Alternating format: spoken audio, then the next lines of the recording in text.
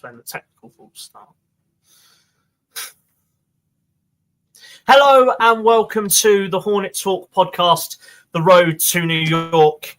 It is Brazil versus Morocco in the World Cup. Today, I am very, very excited to be joined by a fantastic team. I am joined by Jensen Long and Harry Phillips. The players are walking out now ahead of this game, so I am going to run the starting 11s. So, for Brazil, in goal, back for Ibanez, Marquinhos, Gabriel and Santos. The midfield two for Brazil, Casemiro and Bruno Guimaraes. Then we have Rafinha, Lucas Paqueta and Vinicius Jr. with Igor Thiago leading the line. For Morocco, we have Younes Benunu, Mazraoui, Riyad, Diop, Hakimi, El Ainanoy, Bawandi, El Khanous, Bouani, Diaz, and Salabari. Now, I hope you realise that my pronunciations of some players are botched, but here we are. It's the World Cup, so anything can happen. Before this game kicks off, I am going to go to Jensen, as he has got some very, very interesting facts about this evening's referee. Yeah, referee this evening is Slavko Vincic from Slovenia. One interesting fact I do have about him is that he has accidentally been caught up in a police raid in Bosnia before after attending a business meeting one random lunchtime. Otherwise, mainly to his refereeing style, he likes to let the game go. He does average around 23 to 24 fouls a game, but he does also tend to give players warnings before cards. So hopefully with Brazil having disciplinary issues in the past and Morocco also playing aggressive, we might have a game that flows tonight, despite it being between two sides who might have a bit of misconduct. So that is my hope for the game, is that the referee does continue to implement his style despite the new laws, and that we get a game that flows freely with ideally no more than 3 or 4 yellow cards. It's going to be a really, really close game. I think this, apart from the opening ceremony, this is the biggest game of the World Cup so far. I think so far all the games have seemed to have flown really, really well. Been too many controversial decisions. I mean, the Mexico-South Africa game was certainly something. I don't think the Mexican red card should have been a red card, but here we are. And I think on the night, Jensen agreed with me there. So let's hope we get a free game of football today. Harry, starting with you, what are your score predictions for Brazil versus Morocco? Well, after George's comments at our live World Cup predictions, I am going to stick with my anti-Morocco shtick and go with a 2-1 Brazil victory, although I'm hoping for a draw for other reasons.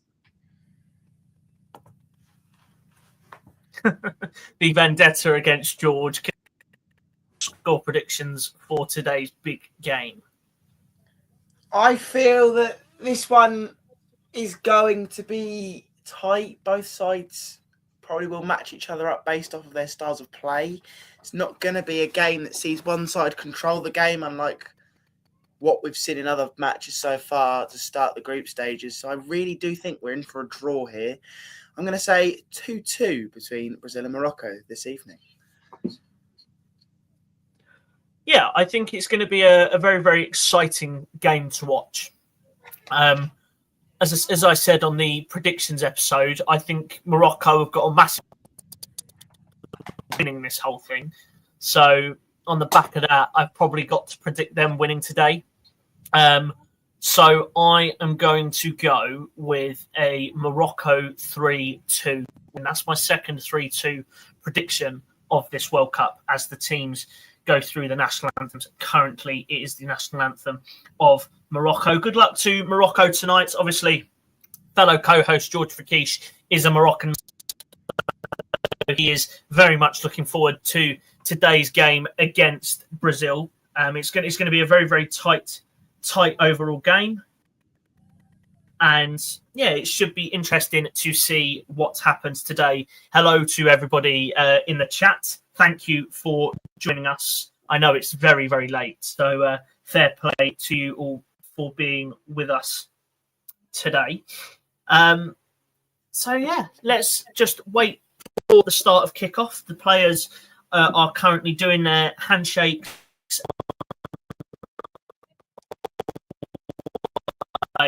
from the pitch. The stands look evident in the Korea-Czechia game. The seats look like properly full, unlike again what we have seen. So it's got all of the ingredients to be a fantastic game this evening. I just like to say on that Korea-Czechia game.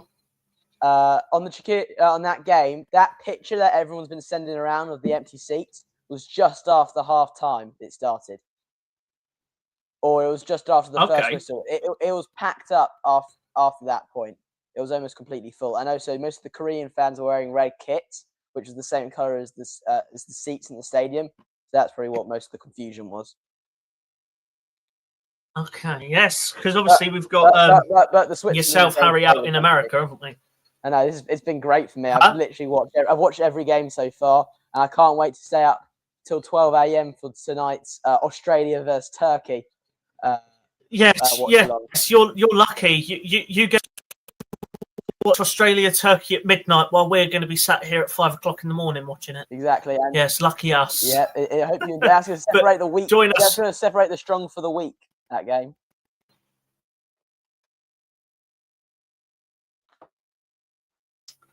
So we will. Do you want to do it like this? We'll put Caden, when you get about to kick off, pause it, and then I'll pause it when I'm about to kick off. And Jensen, you let us know when you're about to get in. Yes. So please bear with us in the opening minutes of this watch along, because we've got Harry who's watching on Peacock because he's in America, and then me and Jensen in the UK. So there's a bit of for people, so please just bear with us in the opening 1 or 2 minutes of this game, just while we sort out any delays to make sure that none of the game is ruined for people and everyone gets to see everything at the same time. So Jensen, not football related really, but what have you made of the American understanding of football from what we saw on of them explaining what red cards were? What do you make of that? Any Americanization of football, or do you think it's probably necessary? I mean, for some people it might be necessary because they might not understand the game, but I think we're quite lucky in the fact that we're getting all of these explanations from people. So for those who don't understand, it's okay, in my opinion. What I don't like to see is every little thing being explained. Like with America, obviously not having football, or as they call it, soccer, as one of their top sports. It's frustrating, but some people are going to need to learn what's what. So at the end of the day, it happens. It's obviously agitating as an English football fan to see it, and being told what a red card is. Especially as a referee, I'm quite aware of what's what. So it's a bit frustrating, but. Have you ever had to get card in one of your games? No, I haven't yet. Not yet. I've been refereeing a year. It's only been 15 around 15 yellow cards. I did bottle one red card. We won't talk about that. But fair enough. All referees make mistakes, and I hate saying that because I'm also a qualified referee. Yeah. So I enjoy it as well. I refereed a game this morning. Right, so boys. In the UK we have kickoff, but let's pause it. So Harry, I'm on 10 seconds. Jensen, are you on 10 seconds, or are you waiting for kickoff? I'm waiting for kickoff. I'm on 10 seconds. I've just paused it. Right. I'm still waiting. Okay, brilliant. I'm still waiting. Yeah. So you're the one that's way behind. Yeah, I'm watching on some random thing. I've got 7 seconds to kick off. Right, get your fingers ready. I'm going to shout at 10. I'm going to shout at you at 10. Right, we're playing. I've not got a clock yet. Right, 4, 5, 6, 7, 8, 9, 10 now.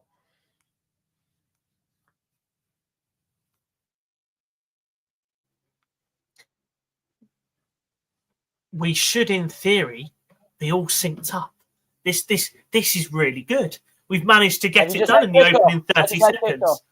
I just had kickoff. What? You said you were on 10? Yeah, 10 seconds until the game started. Right, pause it at 30. Caden, where are you at now? Moron. Caden, you're on mute. Pause it at 30. Oh, I'm 37. That's fine. I'm on 42. Okay, I'll get to 42 then. All right, I'll tell you when. I'll shout at you when I'm at 40. Okay, right, that's 40. Shit! Oh no, I've pressed the button. Now. I just clicked off the game, so I'm probably not going to. That's good enough. 1 second difference, we're fine. Oh god. I'm well ahead. Tell me when there's just been a foul. I'm on 1 minute 20 because I clicked off the game. I'll tell you when there's a foul. We are 1 minute into this game, and there has been a foul there. Right, yes. Tell me when it's 1:20. So it's a foul on a Moroccan by Brazil. Cool. I'm now. I should relatively be seen. So I might be. We're about the same. If it's 2 seconds, it's 2 seconds. Here comes Morocco. I missed the foul clicking off the game, so I didn't even see what game. Trying to Trying to charge it down the right-hand side with Hakimi. My 2002 Japan World Cup shirt. I think it's pretty niche. My TV is good stuff. On the back, I think. Morocco just trying to put a foothold into this game and soak up any pressure from Brazil in the opening. It's going to be really interesting to see how 2 minutes played here, and the ball goes out for a Brazilian throw-in. I think I'm a cut. It'll be really interesting to see how he's one of the best. Ancelotti manages this Brazil side. Yeah, 100%. Because got a lot of big personalities in this squad.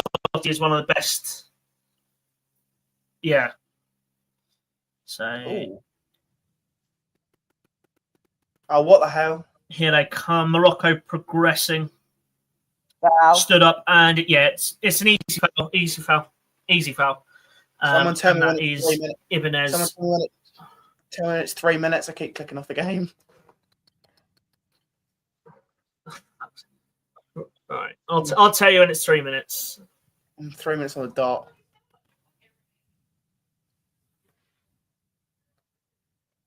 Now. Right. I'm level. Right, yeah. I might be. We finally synced up after 3 minutes. Caden, I'm 1 second ahead of you, but I think that's all right. I might be like 2 seconds behind. It's fine. 1 second doesn't make a difference. I know about 10, 20 people who are at this game today because it's about half an hour, 45 minutes from my house at MetLife. Just because everyone in America is rich. It's because this is in New Jersey, isn't it? Yeah, New Jersey at MetLife. MetLife is a beautiful stadium, by the way. It's huge. Absolutely amazing. It's massive. Like it's slightly bigger than Wembley. Like it's huge. And then the game yesterday, which the USA game was held at, it's also a fantastic stadium, SoFi Stadium. Like what stadium is it? What stadium is it hosting the final? This one. Final. This stadium. MetLife. This one. MetLife. Well, we have the Watford Way in the chat, so hello to the Watford Way, and we also Paul Phillips 8349 saying he's in a Brazilian bar and it's very quiet. So yes, I'm aware. yes. I'm aware. Paul Phillips is in a Brazilian bar. Yes, keep that on the down low. Yeah. Here come Morocco, progressing it through the midfield here, driving just outside of the area into the penalty box. Poor touch, pushed away, back in Moroccan possession. El Kanouche just working hard there. What's everyone's thoughts on the new progressing out the group stage situation with the third place teams? Personally, I ain't got. I think it's all right because it's given the smaller nations the opportunity to get through to the next round. Personally, I ain't got a problem with it because you saw the Qatar game, and Qatar getting that point, which no one really thought they'd get. They've now got a chance because everyone on that group's on 1 point. So if they go and get another draw in a game, for example, Qatar could easily find themselves in the knockouts. What Caden said, I agree, and I also think it's going to make the round of 32 even more competitive with these new third place rules, and I think it'll be more competitive. The box. Oh. That was good defending that, but I mean, he was an Akers. I think he can have opportunity for a touch. Yeah. Tell you what, I'm gonna give an early bit of analysis. That's a throw. Never mind. I'm gonna give an early bit of analysis here. Morocco have looked really good. Brazil have looked like they've been pinned back here in the first 6 minutes. But I also feel like with this Brazilian side, they've got so many good individuals that they're going to have these patches in these games where they're just going to sit back and relax because they know eventually they'll grab a goal, similar to how Real Madrid plays.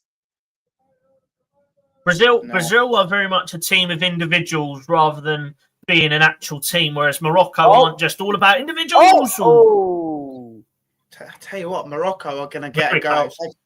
Morocco are looking strong here for an early goal. They've created a lot on both wings. Hakimi's pushing up high. Morocco are knocking on the door really early here. It's been a good start by the Moroccan side. But even with this, as I said before, like you can never count out this Brazil team. They've got so many good players. Igor Thiago, he's had a fantastic season at Brentford this season. He seems to be he's Brazil's number 9 now after one great season in the Premier League for Brentford.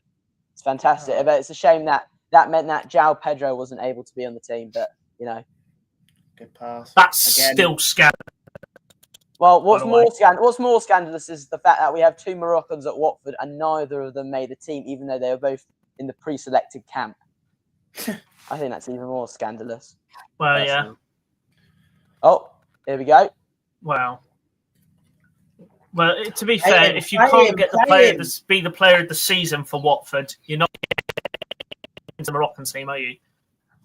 Yeah, well, I wouldn't. Because we all know who was the best player last season for us. But Mama had a fantastic under-20 World Cup, and so I thought he was going to most definitely be in the squad. Just 100%. Because look at these players that he could be learning off or training with, like. Or possibly he could have done what Rio and Ganoma's done for England and been in that training camp. And I would love seeing that because just to show him the training patterns and stuff, because he will be a mainstay in that Morocco team in the World Cups to come, in the next World Cup and the ones afterwards. 100% sure of that. And here come Brazil, deflected off Mazraoui and collected well, and Morocco start a progression. Here they come. Here comes Morocco. Here come Morocco. Down the left-hand side. He's ignored number 11. Double block.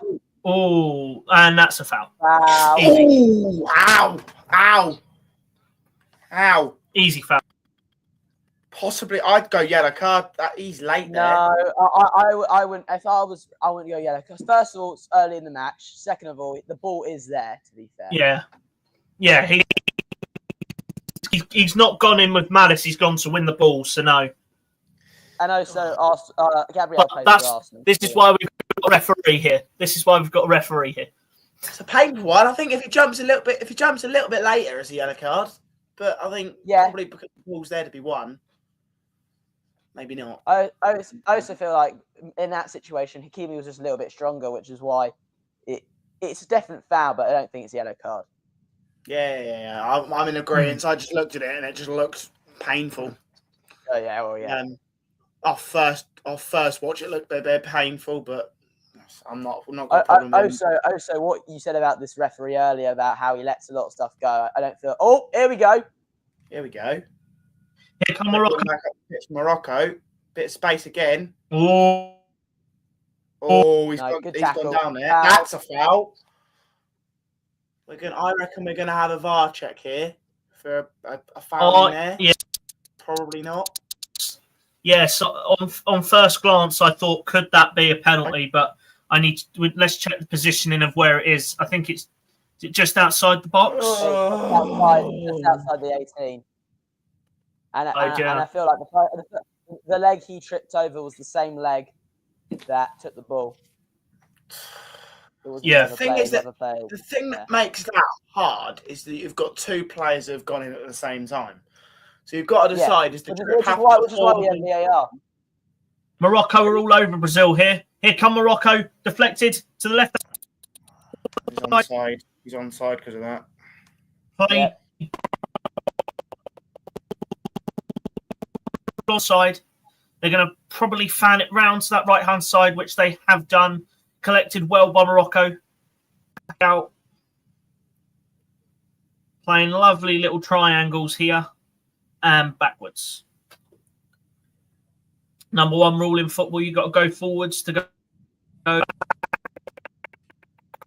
go forwards. So they are playing it quite smartly here, and look the brighter side in the opening minutes here in this massive, crucial game. I would say the number one rule in football is to try and score goals, but very good, patient football. This.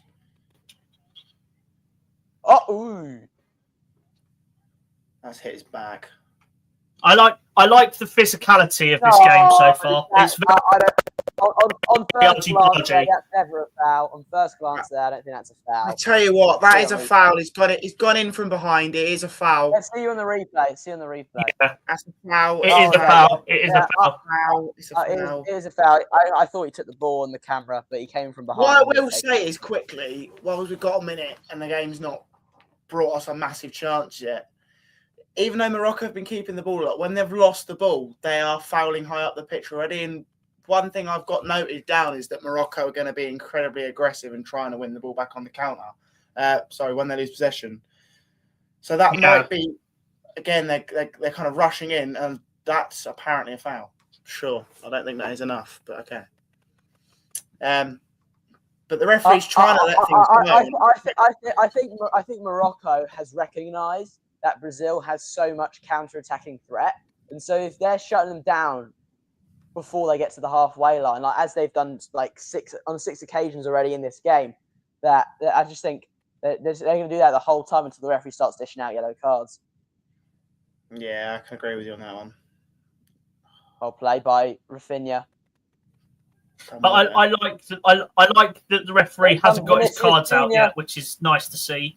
But no doubt Vinicius Junior will start going today. This game, genuinely, this game is going to have goals. We've not had one yet, but there's 3-4 goals in this easily.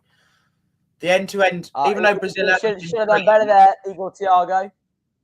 Even though Brazil haven't, that's a poor header. Even though Brazil haven't done brilliant, and Morocco have already had 6 attempts on goal, the end-to-endness and the tension this game's had already is impressive. And I also think that the atmosphere in the stands, which I assume is phenomenal because it's 90,000 Moroccans and Brazilians, it's just going to be immaculate, and it's going to push these players on. There's not going to be parts of the game where everyone's going to be sitting around like certain other games. Like in that USA game yesterday, the fans were rocking the stadium alight, and that made the whole game just so exciting to watch. So I assume it's going to be similar here. That's a brilliant pass. That's a brilliant pass. If he can do that out of the back, a couple of times in this game, and Morocco are a little bit too high. That instantly looked like an easy route for goal on the left hand side. It looked like they had the two-on-one overload. I agree, and also Brazil's speed going forward. They got Vinicius Junior, Rafinha, and then they got Igor Thiago coming up late. That speed is going to lead trouble later in the game for the Morocco defence, and it's not like they've got slow players on the bench either. Brazil, but they've got so much speed up front, so it'd be really interesting to see when there's tired legs how that affects the game. Yeah, I can agree with you there, 100%. Rafinha's moving about a lot. And all Hail Mary ball back through, and that's an easy foul. Wow, easy one to give. Good call, ref. Easy foul on 15 minutes.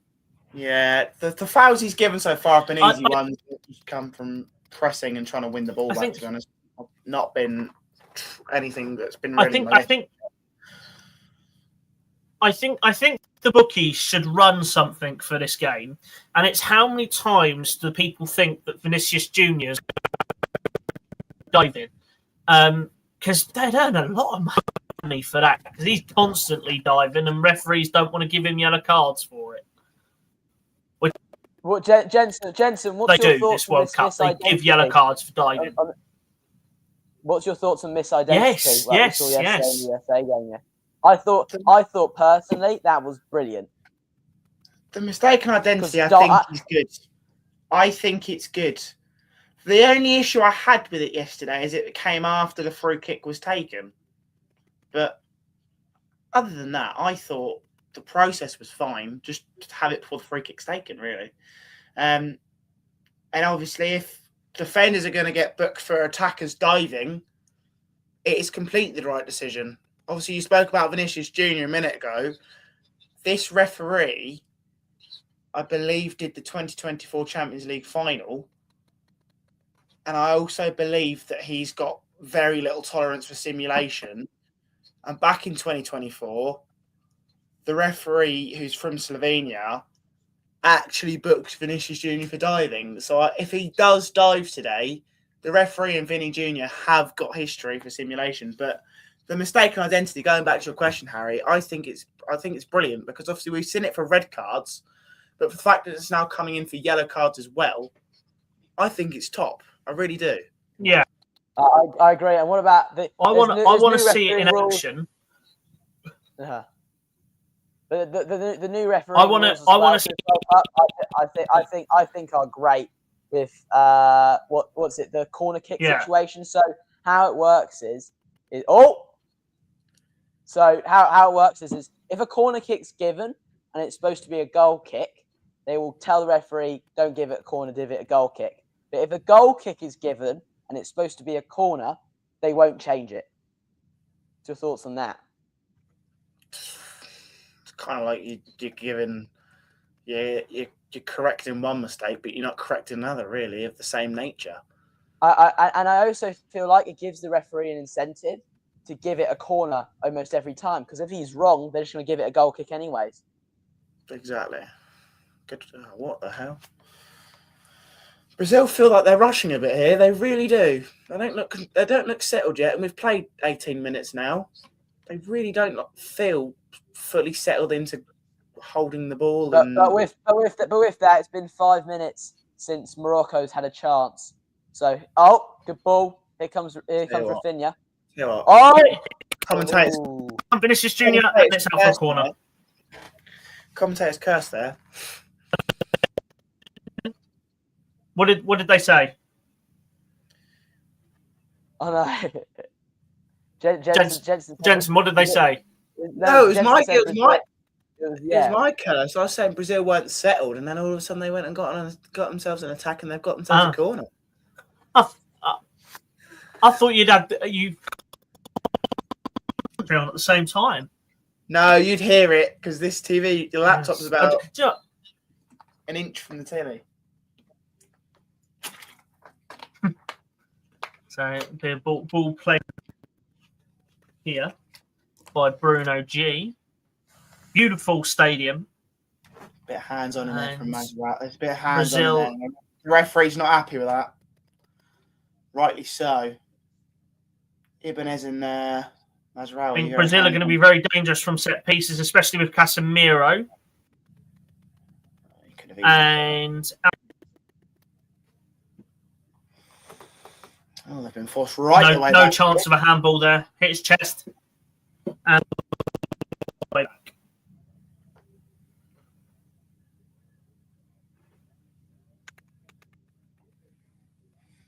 Nearly 20 minutes Brazil gone. Brazil just taking their time at the back. Brazil just need to settle down a lot more in this game and make sure that they don't do anything stupid. Paul Phillips has said goal. I'm hoping that he's not just spoiled something. Right, Mazraoui. I'll be very disappointed in that. If it's Morocco, I'd say fair enough because I deserved it. Here come Morocco. That's Morocco. Goal, Morocco. Go! An unbelievable finish. Goal.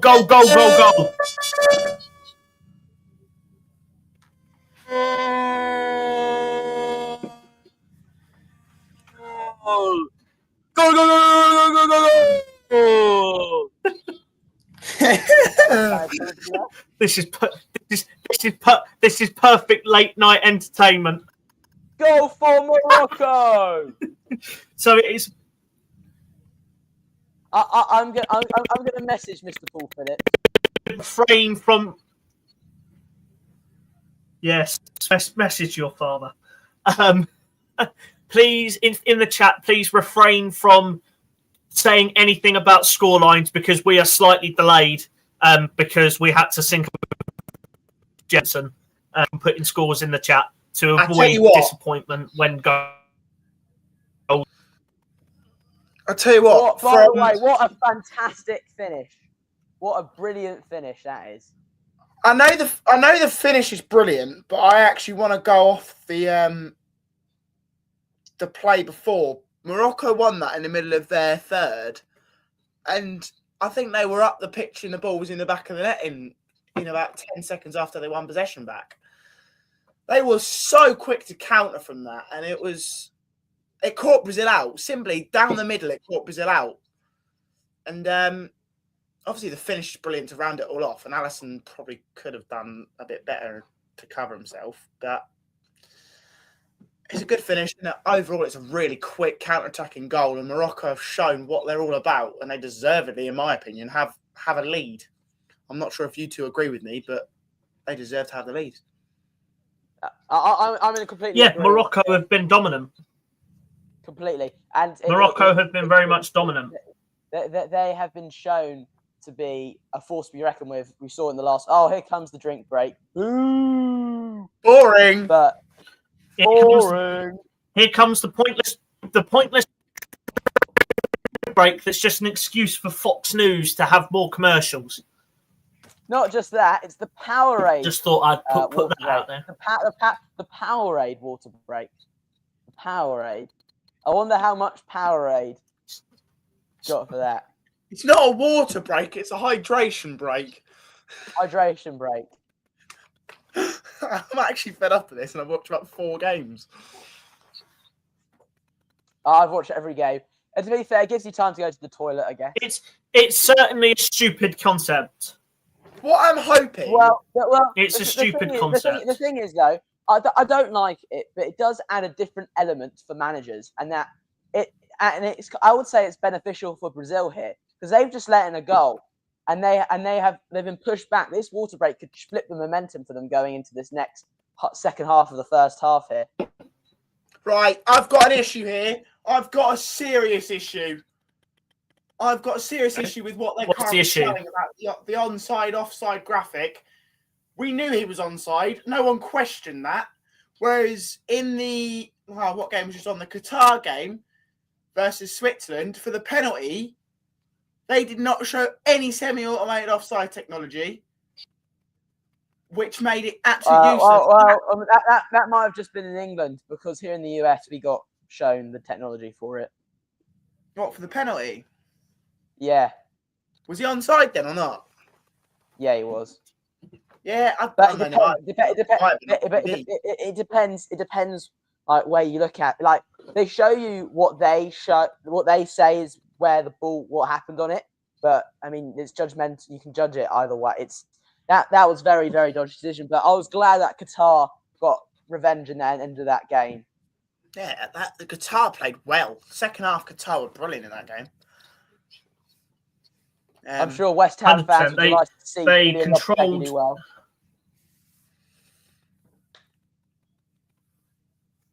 They were half Qatar, because obviously in their own World Cup they were pretty poor. So let's see what happens. I think Qatar could upset and get through, and that would be fantastic for the Qatari nation. And we will be back underway in a second. And clearly, some of the people in the stadium are not Brazilian and are too busy looking at their phones rather than the football game that's right in front of them. Welcome to America. Break, to be fair. It's a water break, to be fair.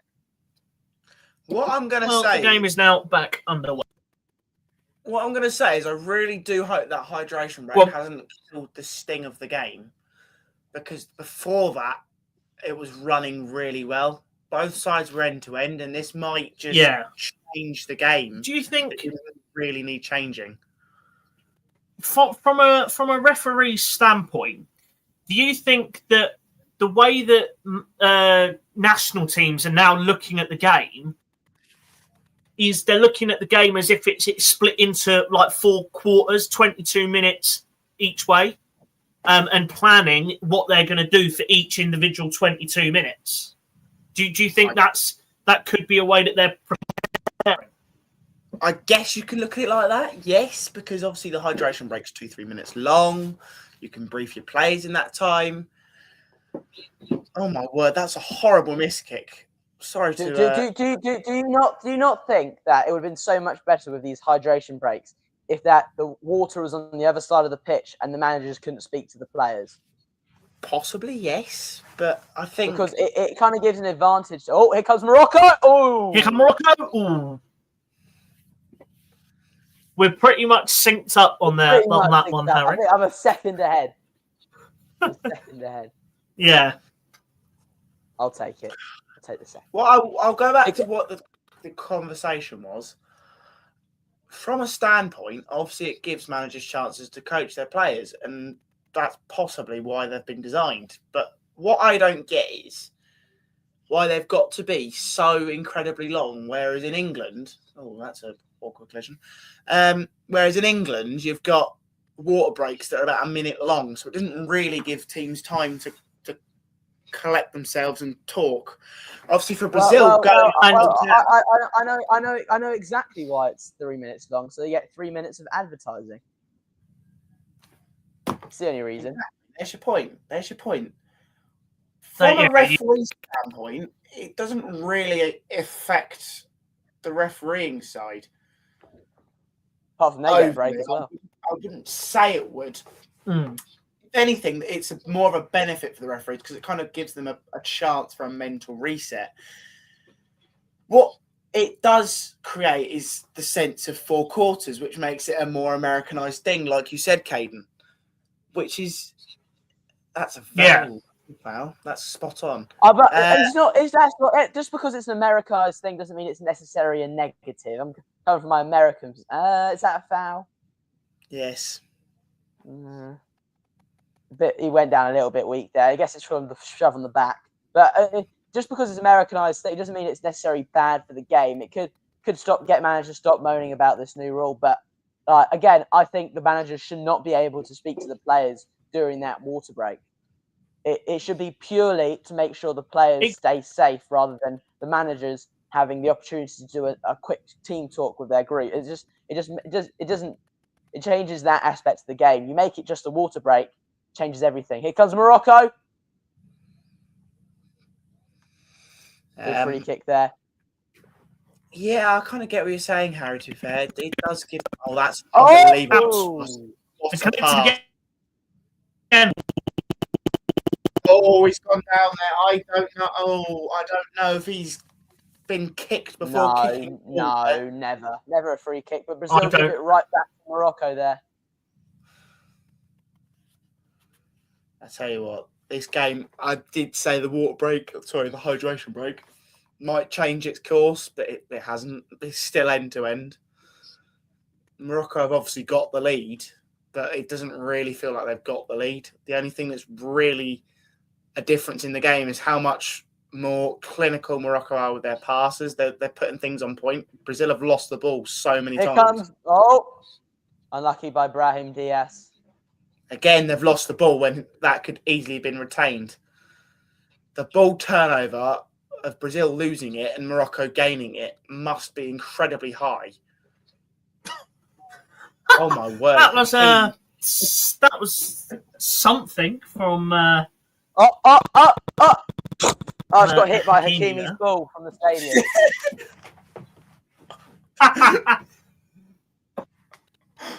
What I want to mention is that even though Hakimi has 3 shots he's had now that have been from that area, and they've all gone incredibly wayward of the goal. But he's pushing up really high. Obviously, his pace is causing problems to Brazil. It's also giving Morocco an extra option on the attack. I think both fullbacks are working quite well. Already the tiredness is kicking in. Already working really hard. It is interesting to see the way that Morocco are set up today. Because as I say, I think Morocco are going to be in with a chance of winning this thing. No, you think Morocco's winning it. Here comes Vinicius Junior for Brazil. No, Caden, you think Morocco's winning it. That's what you said. Here comes Vinicius Junior. Vinicius Junior again on the wing. He's onside as well. Here comes Vinny! Go! There we go, 1-0. Game is on. Game is truly on. Vinny Junior. Brilliant finish. Go! Brilliant finish there. Go for Vinny! Go for Brazil! There we go. Love the pass. Fantastic finish. And as I said earlier, Brazil have these individual players who out of nowhere can grab them a goal. Morocco have been on the front foot for the whole time since that water break. Vinicius Junior out of nowhere takes it past, cuts in past 2 people and scores a fantastic goal. What a brilliant finish. Now, this is an extreme negative, and I'm going to be critical here. Hakimi is playing as a wing-back. Where is his defensive contribution in that at all? That's his side, and Vinicius Junior's been able to expose that. And as a result of him not being there, it's dragged a midfielder in, and it's also dragged a defender out wide, which has given Vinicius Junior the space to cut inside as a result of the defender being dragged about. So, although Hakimi's getting forwards and that's benefiting Morocco on the attacking front, he's got to get back because there he's not in the picture at all. And I'm sure they'll spot that. Yeah, the George Frakish household has gone silent. It's gone silent after that Brazil goal.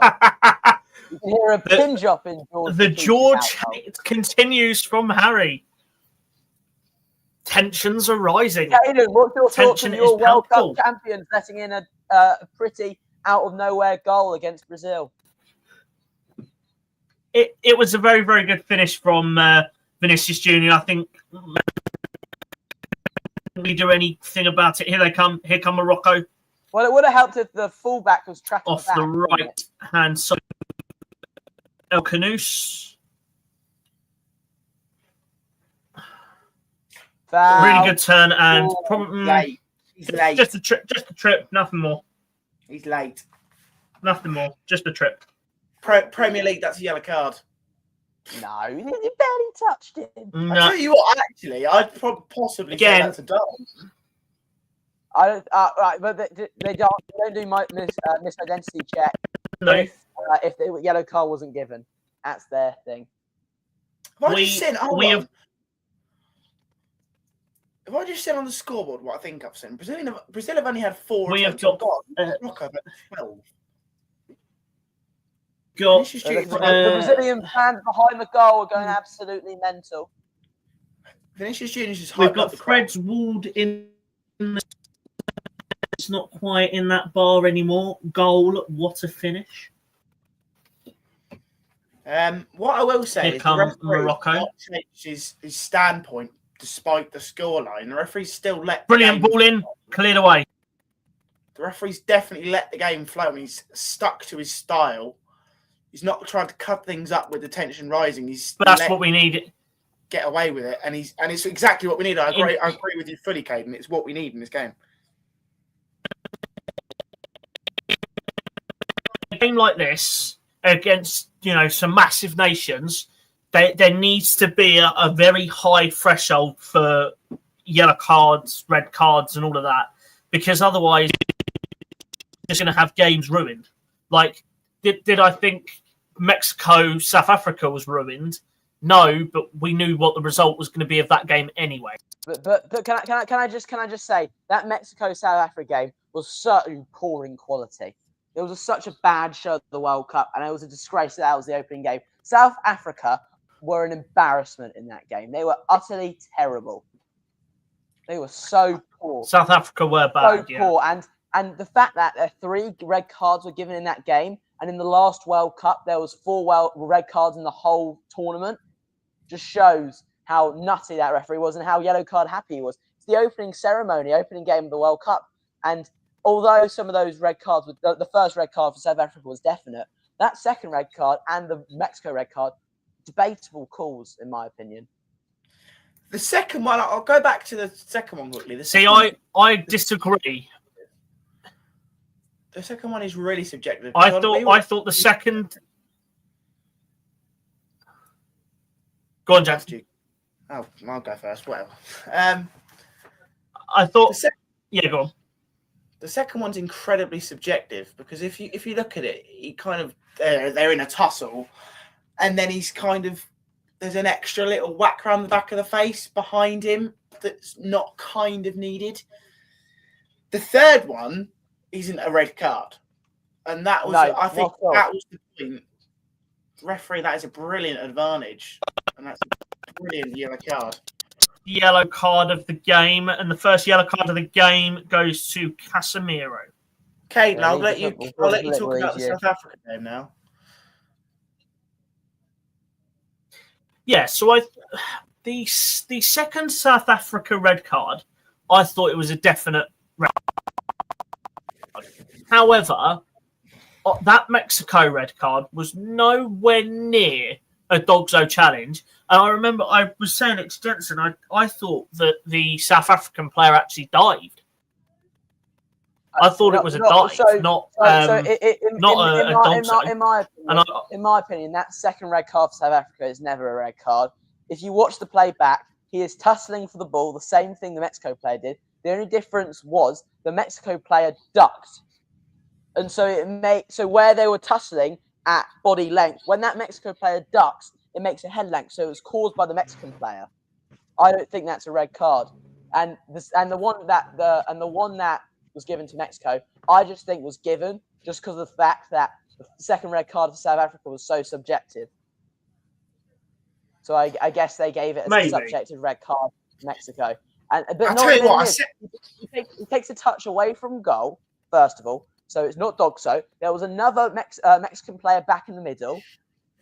And then he kicks the ball basically going out of play. Like, there's not in a million years is that a red card for Mexico. And that player's out for the rest of the group now. I'll tell you what I will say. Yes. That Mexico red card, after the game, I listened to some of the punditry from Gary Neville, who was in the studio. Roy Keane was there as well. They both thought it was a red card. And I was like, are you okay? Because by the definition of denial of goal scoring opportunity, the direction is not guaranteed.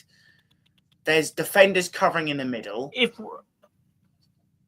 It's not a guaranteed. If Roy Keane thinks, yeah, but they are dinosaurs, to be fair. If Roy Keane thinks that Mexico, if Roy Keane is complaining, is saying that the Mexico the red card was a red, then what the hell was he doing in his career? And how can he say that he shouldn't have been sent off more times? Because he's done that tackle a million times and didn't get sent off for it. Premier League. So that's hypocrisy there from Roy Keane. I believe he's got has he got the most red cards in? I could be wrong there, but I think it's him. Jensen, do you think honest, is it him? When I listen to Gary Neville, I just want to like rip my ears out. He's so annoying to listen to. Personally, I quite like listening to Roy Keane. Gary Neville was just like he's just so annoying. That's why I like American fans. Roy Keane. Well, yeah, for the Champions League, you get Kate, Micah Richards, Jamie Carragher, and Thierry Henry. So yeah, you're lucky. You're lucky. And then for the Premier League, we get Rebecca Lowe, Robbie Mustoe. I think that's got to be the best presenting. Yeah, I think you guys have definitely got the best Champions League cup. There's the mayor of New York. I'm gonna sat there. I'm gonna go back to the question you pulled me, Caden, about Roy Keane and red cards. I'm gonna guess he is because of just how many he got throughout his career. I'll have a look. His name have been named as a sub, by the way, because he's got a bit. Well, he's got Neymar is for fun, so I assume he isn't. I'll have a look. I will double check the bench for Brazil now. Because he's got three piercings. He had three piercings in his ear. He is not on the bench. That's a brilliant challenge to get Morocco forwards here. Hakimi's up high again. It's a great delivery. If you're Morocco and Brazil, do you take this scoreline? Oh, that's a bit unnecessary. I think both sides would be happy to go down half-time 1-1. It's been a game that deserves to be 1-1. Nothing. It just means that if this is 1-1, both teams have got to go against Scotland and Haiti and battle them essentially. To fight for top spot. That was interesting. I wonder if this came up on your screens, right? But I just saw like the heat map of like who had the more momentum at that stage of the game. The Morocco goal was in the point of the game when Brazil had the most momentum, and the Brazil goal was at the point of the game when Morocco had the most momentum, which I thought was quite interesting. Here comes Morocco. Here comes Brazil. Sorry. Well, here comes Brazil. Stolen off Masraoui. That's never a foul. Not a foul. Thank God. Well done, referee. Michael Oliver would have given that. Michael Oliver gave a dive by Knockout. So he's injured. He's injured. Yeah, he's a foul. Definite foul. He doesn't need to roll 7 times though. That could be a yellow card. Yeah, spot on. Thank you, referee. Well done, referee. Yeah, well done, ref. Spot on. Stopping a promising attack. With a referee. This World Cup. It's being revolutionary for refereeing.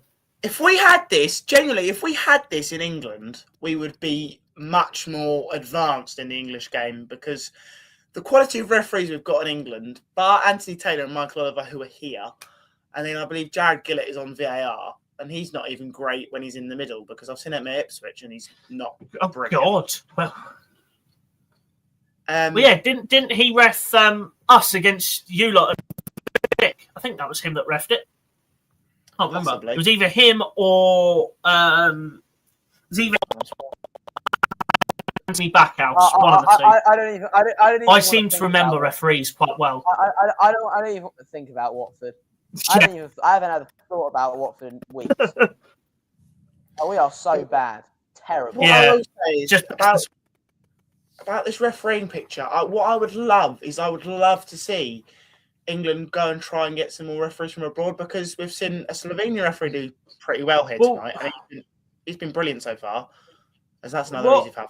Whoa! We'll talk about the Premier League and the referees at half time, because there's an interesting debate that's been going on social media over the last couple of weeks. So yes, we'll bring that into play at half time. What I'd just like to say is the referee yesterday. I know you lot probably didn't get a chance to watch the whole game, but the referee in the USA game yesterday was absolutely fantastic.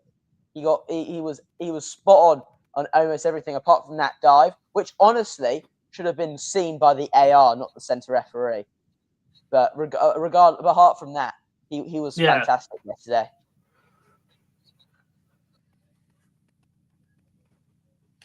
So Brazil, how many essentially with the last big attack. We're going to see. We know we're going to see a minimum. We are going to. It's going to be a minimum of 3. It's 4. 4 added minutes. A bit more reasonable. I would say that's fair. Compared to the Switzerland game, we had 6 in each half. Brilliant build-up by Morocco.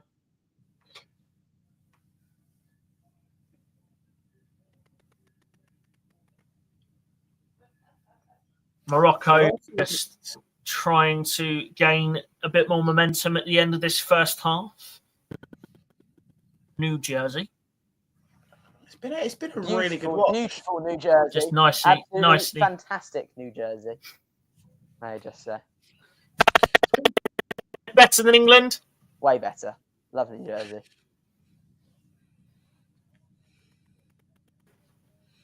It's been a brilliant watch. Both sides goalkeeper. Both sides have had their time on the ball. Both sides have been patient. There's been counter-attacks, as Bruno gives it away. Fantastic play by Paquetá. I'll tell you what, if we don't see another 2 goals in this game, 1 for each side minimum, obviously my score prediction should be correct and I'll be happy. Whoa! That is a brilliant strike. Brazil. Fantastic play by Bono as well. Brazil, I'm gonna change my subject slightly. Brazil seem up for this. Morocco are looking a little bit tired now. But they were. And that's why I said it earlier. I feel like Brazil's a threat going up front. It's going to tire Morocco.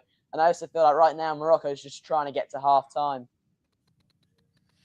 Thank you, BBC, for your brilliant camera shot of just a beige screen. Thank you. I had that as well in America. It's what we like to see. Brazil, if it's going to be anyone to go into half time, in ball. Oh! It's a great flick on. There's another call for a corner. If it's given a goal kick, they can't change it. Marquinhos is very disappointed with that. That's why I feel like referees, if they think it's a goal, if they think it's a corner, they should just give it. I'm not sure what head that's I come don't off know. of. I can't tell from that angle.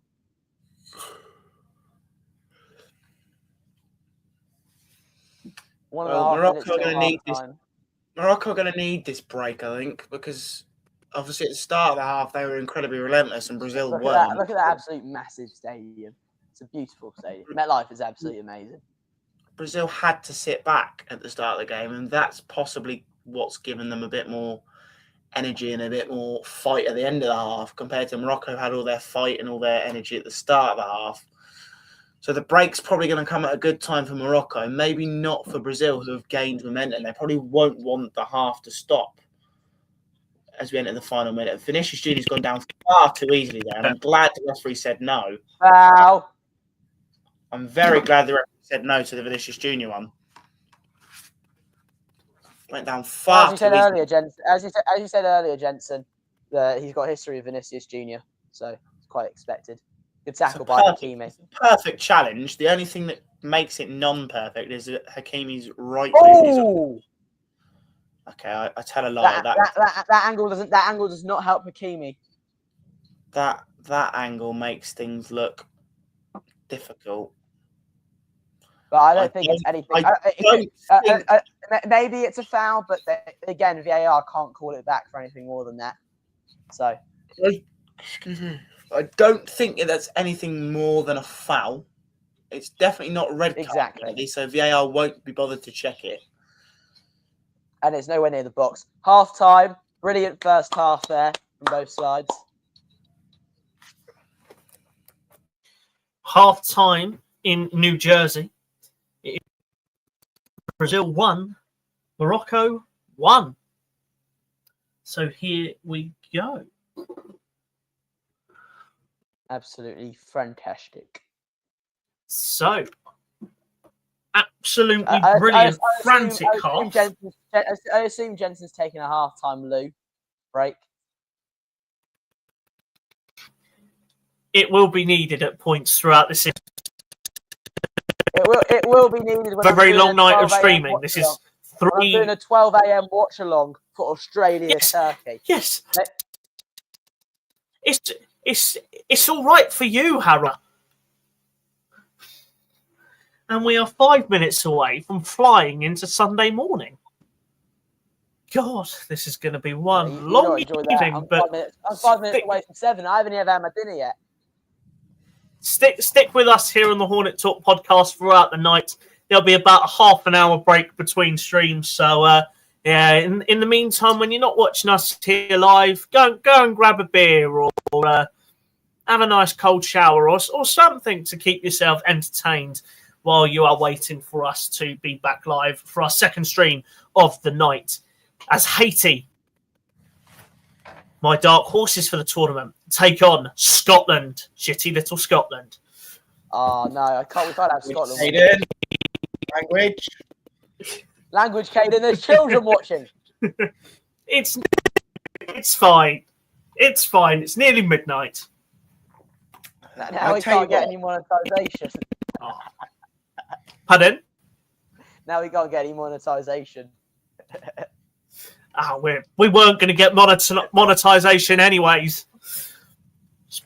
No, so okay. Here's a couple of things I want to on during this halftime interval. First of all, I've been keeping track of what people have been saying. Caden, your comment earlier about Americans and not knowing about soccer. Do you know that soccer? I'm going to call it soccer. In America, is the fastest growing youth sport in the country, with over 20 million Americans playing it. And then yes, I just don't. The projection is by 2035, soccer will be the third most popular sport in America, overtaking baseball. That's a projection. But data. It's a projection. Yeah. And can I just say, like, in New Jersey in particular, I don't know about other states because I don't live there. I go to tournaments and there's 120 pitches all in one place. You don't find that in England. Because 120 pitches would take up the whole country. You play football you play football to quite a high level, don't you? Yeah, I play for the state of New Jersey, so I represent New Jersey. So I play against other states. So I play against we recently had our regional tournament. So we played against Virginia, Maryland, and then New York, which was quite fun.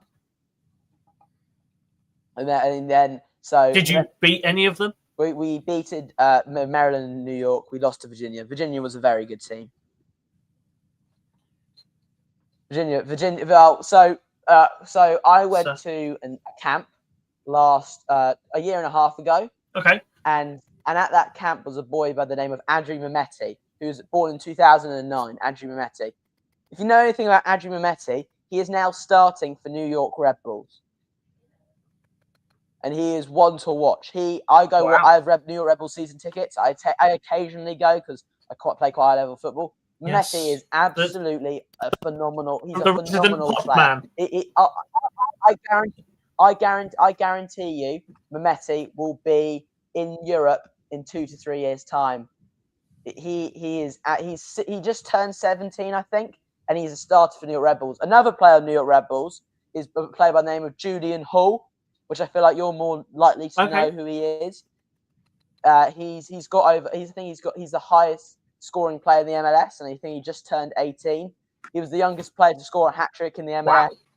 Wow. He knows where the goal. He's fantastic striker, and he's not Haaland built, but he's Haaland in the aspect that you watch the game and you think Hull's doing nothing here, and out of nowhere he bags 2 goals. He just knows where the goal is. Like he's a very, very good centre forward. If they out of the Rebels team right now, those 2 will 100% be in Europe by the time they turn 20 because they're phenomenal players. Yes. And we have just hit midnight in the UK, so Happy New Year. Yeah, we have 7 hours more of We have 7 hours more streaming ahead of us here on the Hornet Talk podcast throughout this evening. So please stay tuned across the morning. Across the morning, I'm obviously much it's going to be one long night. I'm obviously much more wide awake than you lot, so I'll make sure that the morale is higher in this stream. Yes, you'll be. Go on. Yeah. You wanted to debate the English refereeing standard. Oh yes, I love debating referee. Yes. So, I think it would be a brilliant idea because people say, "Oh, the Premier League's the best league in the world," but what's not the best thing in the world about the Premier League? The referees. So, why don't? Because we're the best league in the world, why don't we have the world's best referees come and ref in the Premier League rather than having all of the rest? But also, we know that they're not very good, and the European referees are so much better. So bring them in because we are the best. We're meant to be the best league in the world. We're meant to have the best league in the world. But I also think we should also have European referees for the Championship to clear a lot of stuff up in the Championship, as well as having VR in the Championship.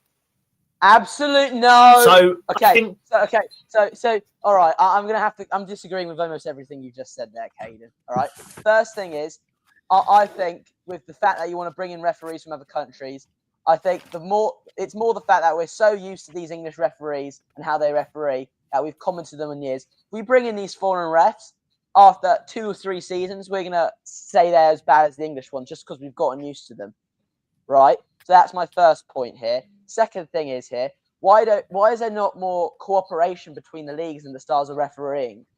Why is there not one set? Why don't we just use these World Cup rules? Because it seems like in the World Cup, the refereeing is almost on point, most 95% of the time.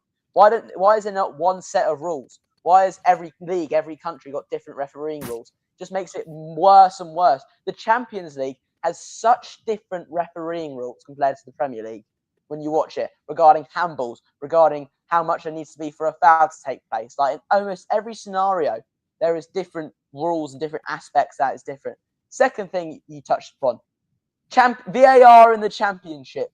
I would absolutely hate that. Hate it. Hate VAR. I like VAR in the World Cup. I don't like it when the level is as bad as it is in the Championship. Championship's a good level of football, right?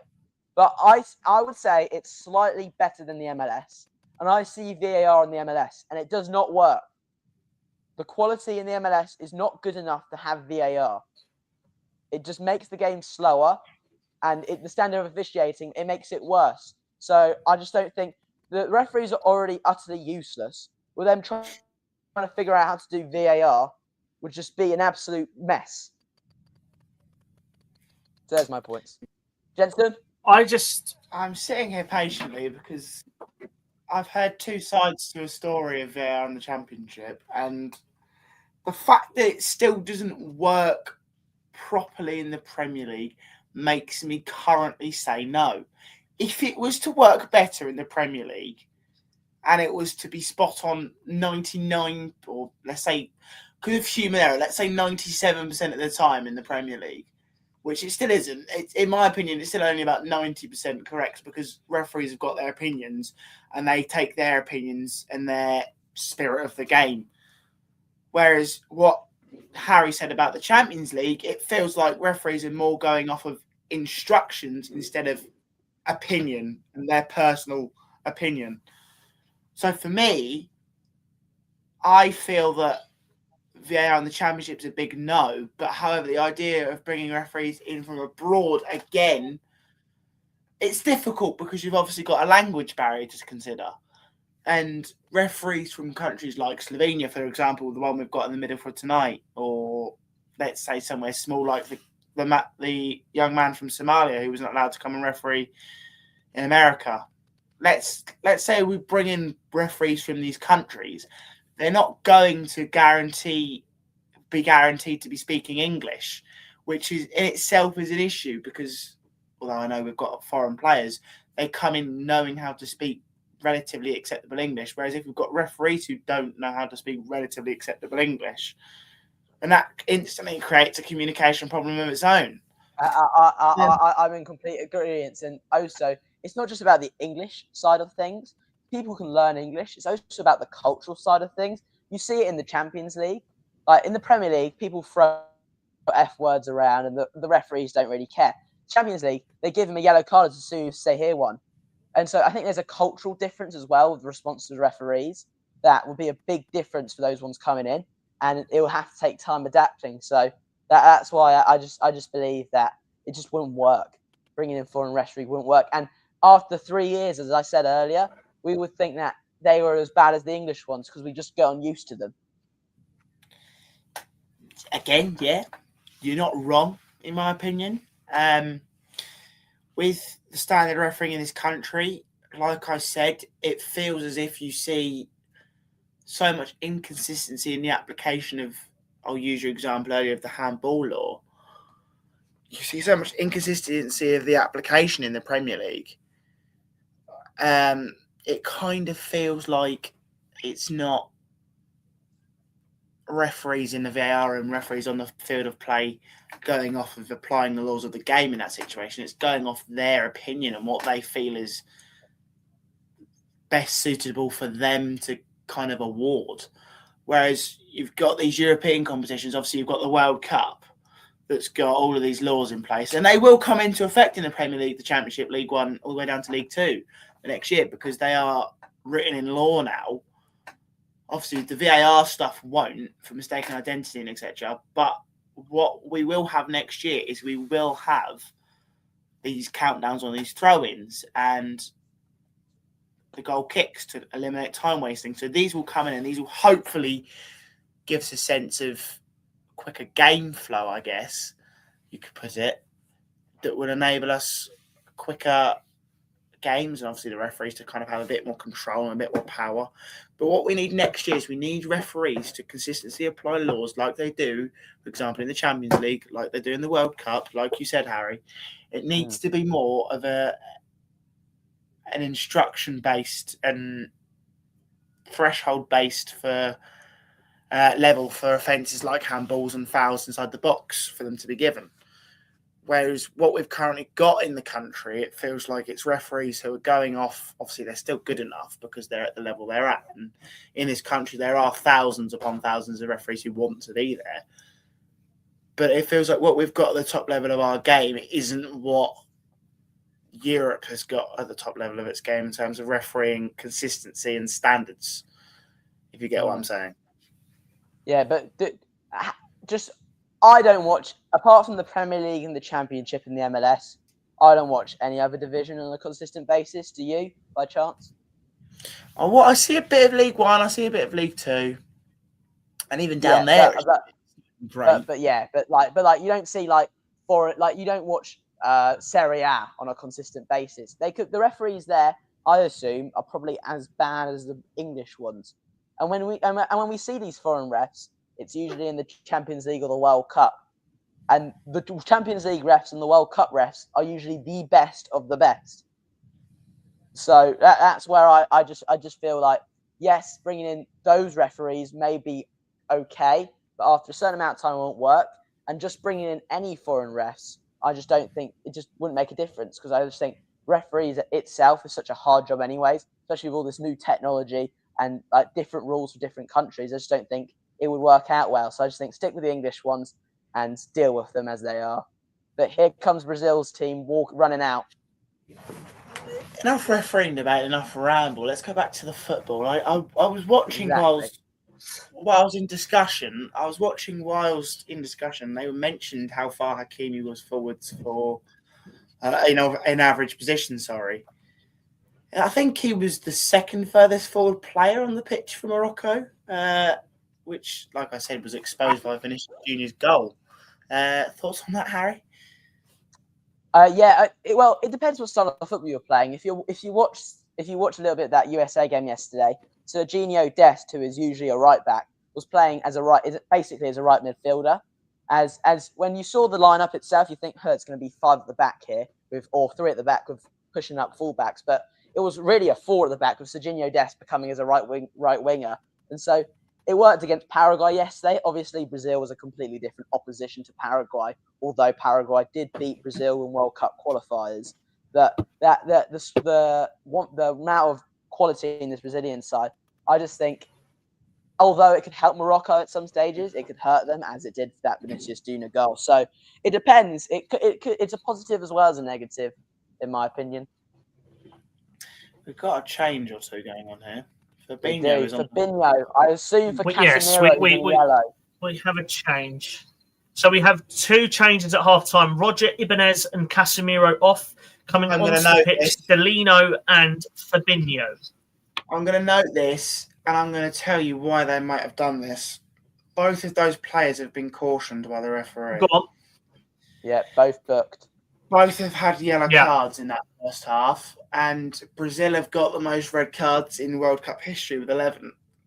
So what I'm sensing is that. By the way, lads, look at the stands right now. You see how it's like empty seats because everyone's coming back from half time. That's the same. They're going to take a picture of that and be like, "Oh, no one's at the Morocco game." Watch. These subs have been done to eliminate any risk of a red card, in my opinion, because Brazil are known for which is smart from the Brazilian side. You don't want to be getting red cards, obviously. Brazil are known for complaining. I think there's a few individuals in particular. Vinicius Junior is one that like have a go. So I think it's a. So what's his? What's Vinicius Junior's? What is Vinicius Junior's dive count so far today? 2. Can Caden speak English? This is the question today. Vinicius dive. Oh my god, I'm doing it now. Vinicius Junior's dive count, I think, is at 3. 3. See the 2. Well, I would say dive. They're falling down easily.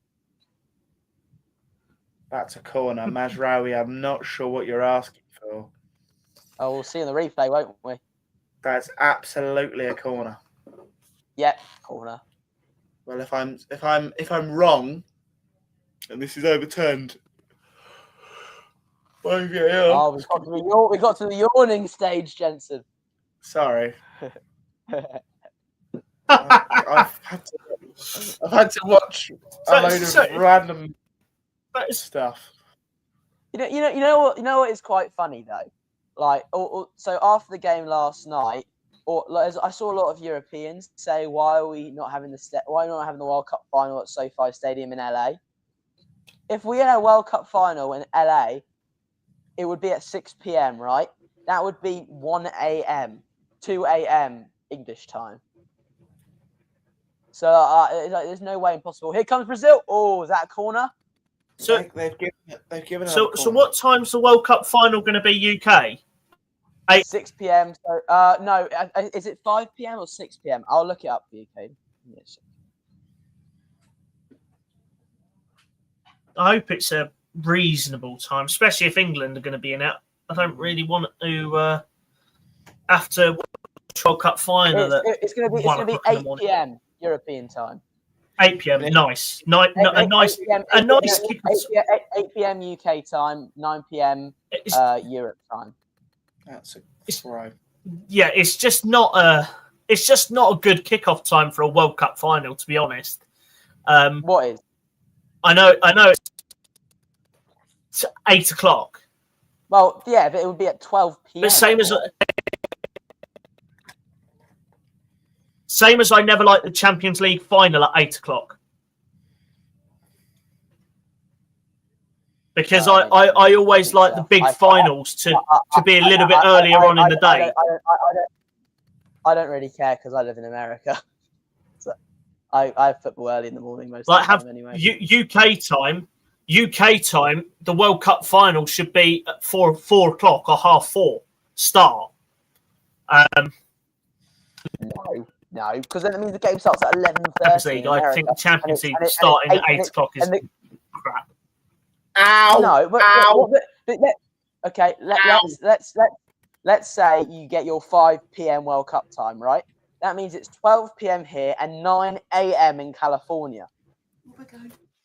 9 a.m. for a World Cup final is disgraceful.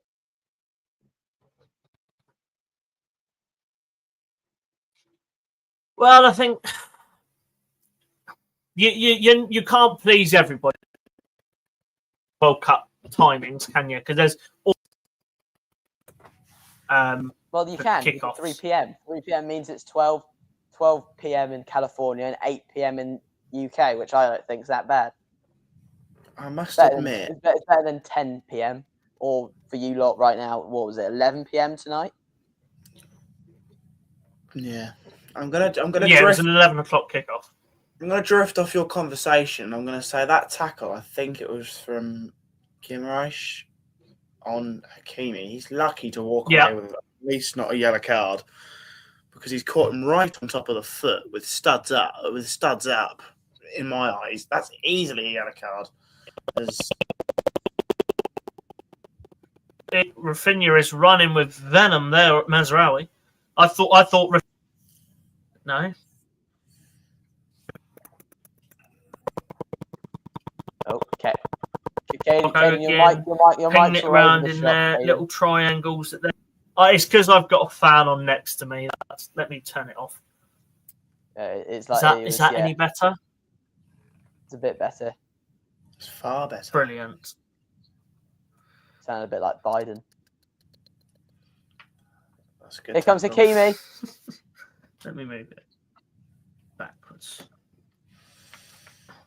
Here we go, Vinicius Junior. Very well worked by Brazil. Vinicius Junior, 1v2. Can he take it past them both like he did earlier? Unbelievably poor pass. Where's Hakimi? Hakimi's likely jogging back.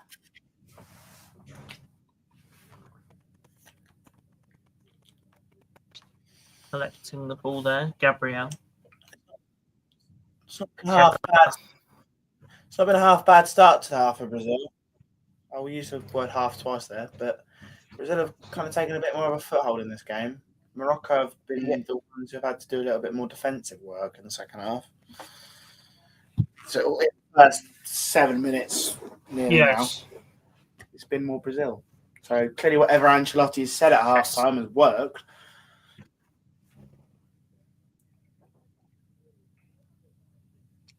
Well, Ancelotti knows how to run the dressing room. He's not a stupid man. Right. Well, yeah, I was listening to. You see, Piers Morgan has his new World Cup show with Simon Jordan and John Terry, and John Terry. By the way, the most pointless. What'd you say, Caden?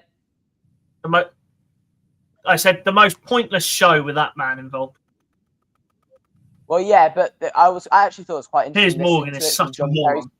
From John Terry's point of view, he said his best two managers that he was ever managed by was Carlo Ancelotti and Jose Mourinho, and he was talking about how the fact that this Brazil side can be mended together by Ancelotti, like the way he deals with egos. He said his man management skills was second to none. Here comes Brazil, poor cut back by Rafinha, but I guess he kind of ran out of options there. Good tackle. The final ball at the minute from Brazil. That seems to be the issue. They're getting the chances on both wings with Vinicius Junior and Rafinha, creating opportunities. It just seems to be getting this ball into the box for Igor Thiago to latch onto. And at the moment, what they're seeming to try and do is trying to get it along the floor. Morocco are reading that, and therefore Brazil are losing their chances. Change it up a bit, and it could be a very different story, in my opinion. Here Ball comes turn. Brazil. Stolen. It'll be interesting to see when Morocco does their substitutions, as Brazil does theirs at half time. There's a trip off the ball from Fabinho there. It's a foul off the ball by Fabinho. Stolen. Here comes Brazil. Vinicius Junior, and that's a dive. So that's number 4. He's given Here comes advantage. Brazil again. Given advantage. He gave advantage. Did Mr. Now Fabinho's going to be booked. That's a foul. Maybe not. What is going on there? I think Fabinho's going to be booked. I think Fabinho's going to be booked very soon. That's now 3 fouls consecutively in very, very short space of time. What I will say is Slavko Vincic has been brilliant. So what? Yeah. With the I completely forgot what I was going to say. Sorry, Kane. With the accumulation of fouls, how many fouls is it again? Before a yellow card has to be given? Well, it depends. What I will say, it's really to the discretion of every referee. I agree, and also it just needs to be consistent. What you do for one game needs to be consistent. How many fouls? What you determine is this. They're doing their 5-second countdown right now for the throw-in. It just needs to be consistent. What you call as a foul, what you don't call. Here come Morocco. I feel like as long as you're consistent, there's not much to argue with, and I feel like the referee today with this game right now has been very steaming forward. Outside box. Cleared away by Marquinhos. Cleared away by Paqueta. If you go back, defended well by Brazil. Collected by Senior. Going back to the question, come Brazil, and it's a foul. Going back to the question Caden gave, accumulation of fouls really is down to each referee. Some referees will let you get away with 4 or 5. What it also normally depends on is sometimes you see players get blipped early after 1 foul, possibly 2.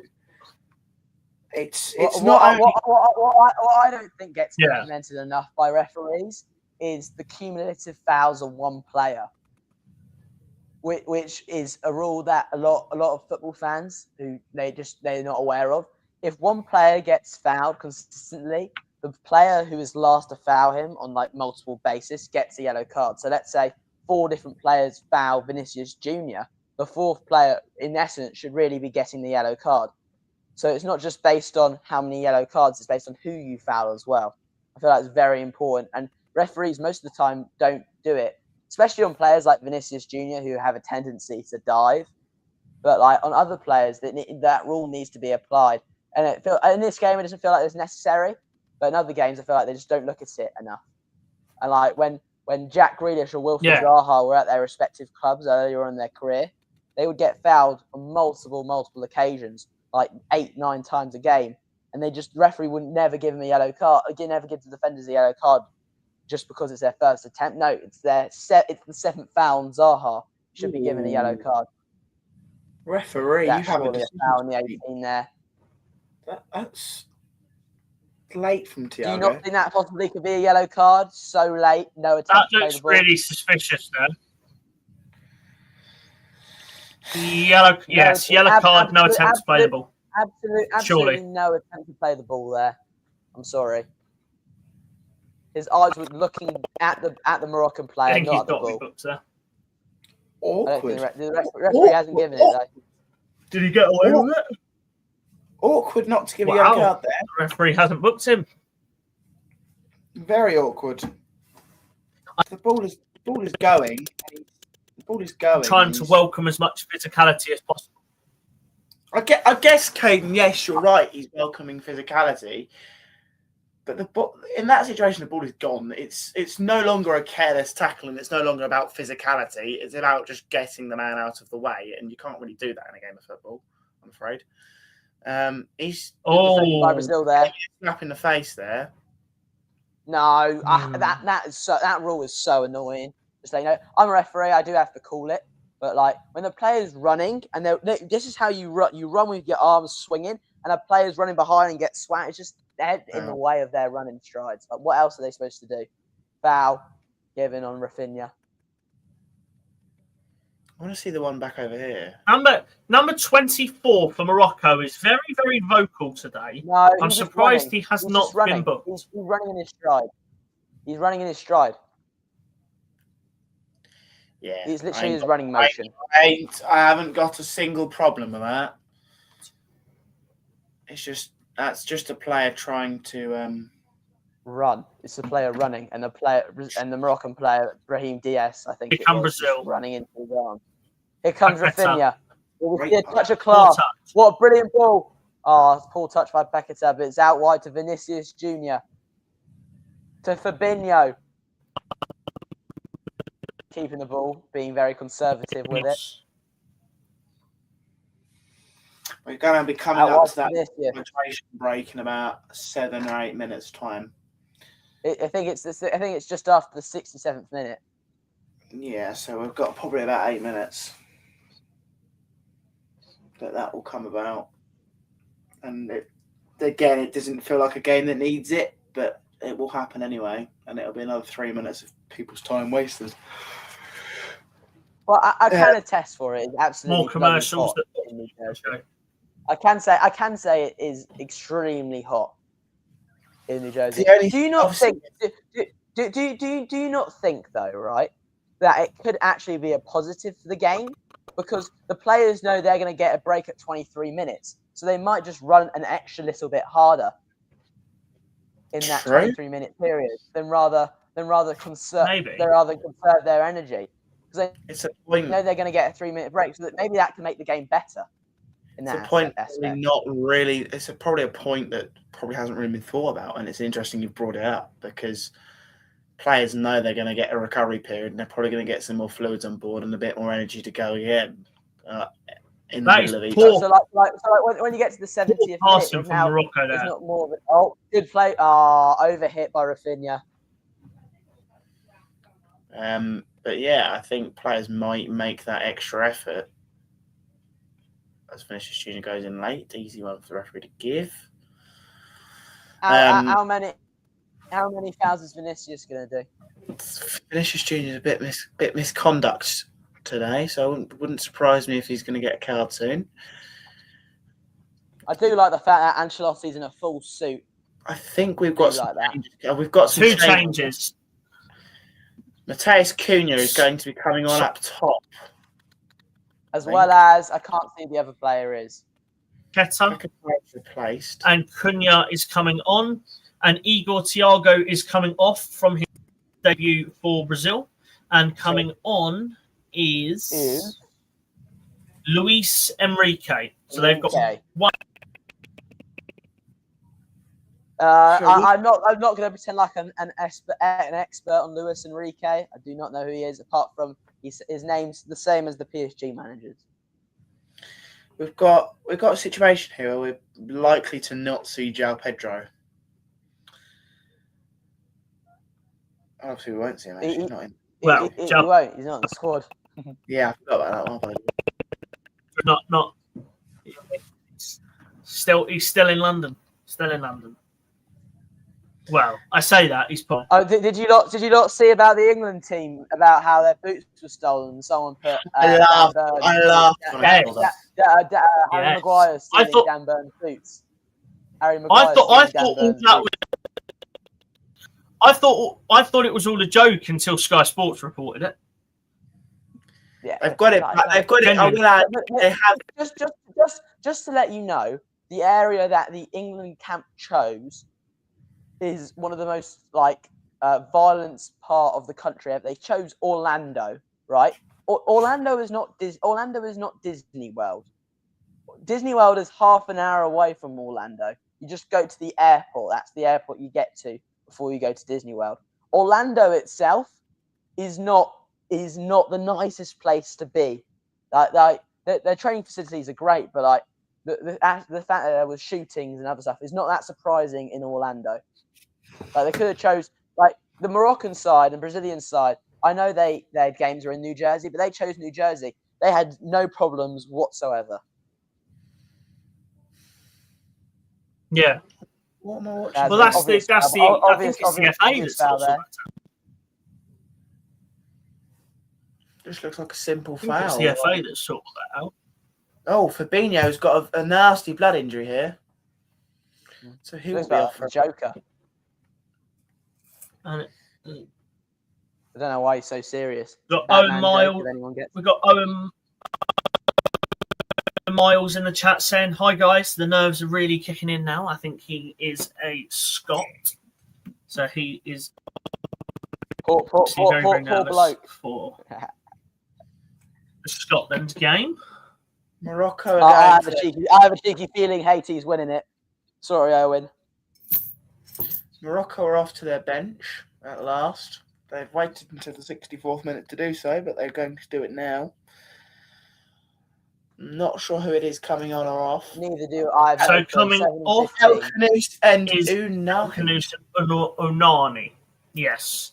Coming on is Talbi and El Morabat. They have 3 substitutions remaining. Talbi could come on and cause a real problem. Talbi I don't have a clue. Chemstein Talbi on his day is a brilliant football player. And sorry, I'm just picking up a load of loose change here. It's all fallen out of where I keep it. But on his day, Yes, Talbi is. he's rich now. He's rich. He's rich again. He's rich again. No, it's a bunch of 2s and 5p's, to be honest. Oh, lovely. I thought you were about to say. So here I thought you were going to say about a bunch of 2s and £1. I think Morocco have been patient with their changes. Brazil haven't. What I'm going to note is Brazil are going to be down to 10 men for a little while here because Fabinho looks like he's getting some extensive treatment. The bloody nose. And he's obviously had to change shirt. And as a result of that, what I will note is he's got to wait a minimum, since the restart of play. So he's going to be off for a little while because that rule changed when. Do you not think, right? Fabinho got injured there from that foul or whatever, right? Do you not think the person who fouled Fabinho should also be off for that minute? For how long Fabinho? No. But it gives an advantage for a Morocco for something a Morocco foul player did. It gives an advantage for a foul. I get your point on it, but it's down to the injured player. Substitute Diaz has got Morocco. Brahim Diaz is off and Talbi's on. So that's a correction there. They correct. Here comes Rafinha. Yes, it's for the box. They only made one change there then. So did the second change not come back out? Is that what we're saying there? Yeah, that's Morocco. One of the other players who they said was coming off didn't come off. It was what's his face, Brahim Diaz. Oh. For his sake, I'm glad there was no penalties today. Well, there's not been a penalty yet. We've still got 23 minutes plus added time. So will there be more goals in this game? I assume there will be. Oh! No, just missed by Rafinha there. Beautiful ball in the box. So I believe Fabinho's possibly back on now for... I assume he is. I'm going to hope he is because he's been off long enough. Yes, he is. He's in the action straight away and he's just someone around the face.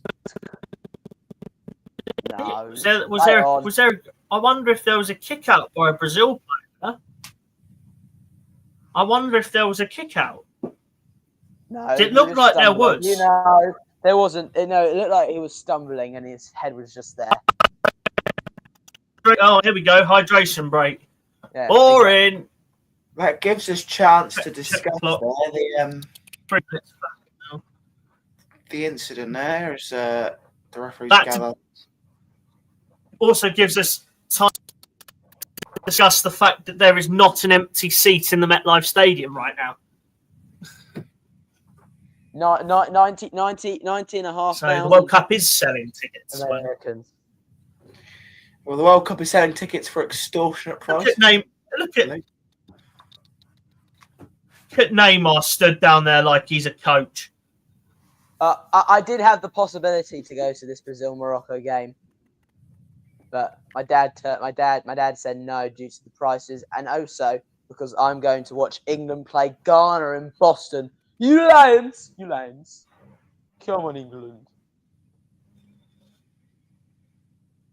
But although Caden thinks England's getting grouped, that's separate. Yes, we are. We are. Caden, you are utterly delusional if you think England are not going to get... So, Jensen, welcome to the Hornet Talk podcast. I'm here for this. Caden thinks Morocco's going to win the World Cup, Haiti's going to get to the round of 16, and England's getting grouped. Utter delusion. And it's finest. I would absolutely love to see England win it, but I think they're going to win it. No, it's going to be, in my eyes, what I'm predicting. Obviously, this may change come Wednesday at 11 o'clock, but I'm predicting. Excuse me, I'm predicting a repeat of the Euro 24 final. I'm going to say England. I predicted that as well in our one last Monday, and I said England's going to win it on pens. It's going to be the reverse of the Euro. So it's going to be the same final, England versus Spain, but it's going to be similar game to the Euro 2021 final, except the other way around. Spain score early, England score in the 65th minute, and then England go win it on pens with an Ivan Toney penalty winner. Ivan Toney's going to score the winning penalty. Because really, Harry Kane's not going to be at another World Cup after this one. And Harry Kane is an absolutely phenomenal. He's phenomenal. He's got one more World Cup left in it. Real. Do you really think he's got another 4 years to play? No, he'll be like Rooney playing in the 2016 Euros. It just won't be pretty. Like it just. How old's he now? 32, 33? Older than that, isn't he? No, I think he's 33. He's always been old, but he's just now old. Yeah, I was going to say. Because he started off quite late. He wasn't really Spurs starter until he was 27, 26. Vinicius Junior's gone down again. That's 3 now. No, he just needs to get up. Stop being moaning. It's Vinicius Junior's speciality. Constant moaning. It seems as if after this break, Morocco has started out on the front foot.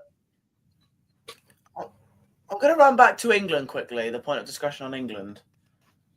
England should comfortably win their group, for me. Yeah. If they don't, then you have a question to ask, or two. But I think, obviously, at the point brilliant triangle played here by Morocco. Here comes Talby. Great turn. At the time of the squad being announced for England. Sorry to interrupt you there, Jensen. Here comes Masraoui. Oh, he's rounding. He breached and out for a corner. I think he was just about straight offside. Good linesmanship there. Good linesmanship. I'm going to go back to the... Really good spot. Jensen, back to your England. Go on. Back to England. At the time... That's a brilliant call from the assistant. Sorry, I'm going to change the subject again. In terms of England, everyone looked at the England squad and thought, what is going on here? Obviously, there were some notable admissions, and I think Harry Maguire should be at this World Cup, and I think Lewis Hall should be at this World Cup. Otherwise, I believe he's got the squad to how he wants it. And although some people might not be happy with it, that is... Here comes Morocco! That is what England need a change in squad to a style that suits a manager, and they don't just need to take big-name players anymore. They have to take players who are going to fit a structure and hopefully after this World Cup, Tuchel's contract runs up, and there's one manager who's vocally said he wants the England job, who I'd love to be the England manager, even though he isn't English, and that being Pep Guardiola. I wouldn't. I don't think he'll be good at international football. I think you don't think so? I think his style of football needs developing over many years, or over not over many years, but over a large amount of training sessions. You saw under Man City, his first season, he came third in the Premier League. Great, but he training with them so many times a week. His style of football needs it takes time for it to be implemented. Oh, this is so commercial. I show speed meeting with all the rich billionaires. And I show speed showing them his abs. Luckily, that cut just in time. Do you know what Ronaldo Fenomeno's thinking? Right? You know what Ronaldo Fenomeno's thinking right now. He's going, you know what? I worked hard all these years, scoring over 250 goals to the likes of Inter Milan, Barcelona, Real Madrid. To see I show. Oh, really good play there for Morocco. The ISO Speed's abs. That's exactly what he's been rating for. That's his reward for all these years. Play on by the referee. Excuse me. Well played here. Will Morocco get good ball in this box? I think the tempo of the game has certainly changed a drastic amount. It's all Morocco again. It's back to the first half. Yes. Where Morocco have taken a sense of control. It's kind of lost all of its end-to-end momentum as players just start to tire, or as we kind of enter the last 15 or so minutes of this game. Right, can I just say in this game, the water breaks I think have been a bonus. I think this game wouldn't have been as high quality at this point in the game, just because how intense it was. How intense it was the first half. The first half was incredibly intense. It wouldn't be as high level as it is right now if it wasn't for these water breaks. I'm going to note Morocco have got two side to come on. Can't tell who it is. Right position. Morocco looking to their bench. It's 25. I caught 25 down there. It does seem like Morocco has sort of switched formations as well. It looks much more like a 4-4-2 rather than what they were playing earlier. It was more of a 4-2-3-1. Brazil have got a chance to recoup on the ball here. And 26. 26 and then... Oh, mistake by Vinicius Jr. 26 and 25, I think, are coming on.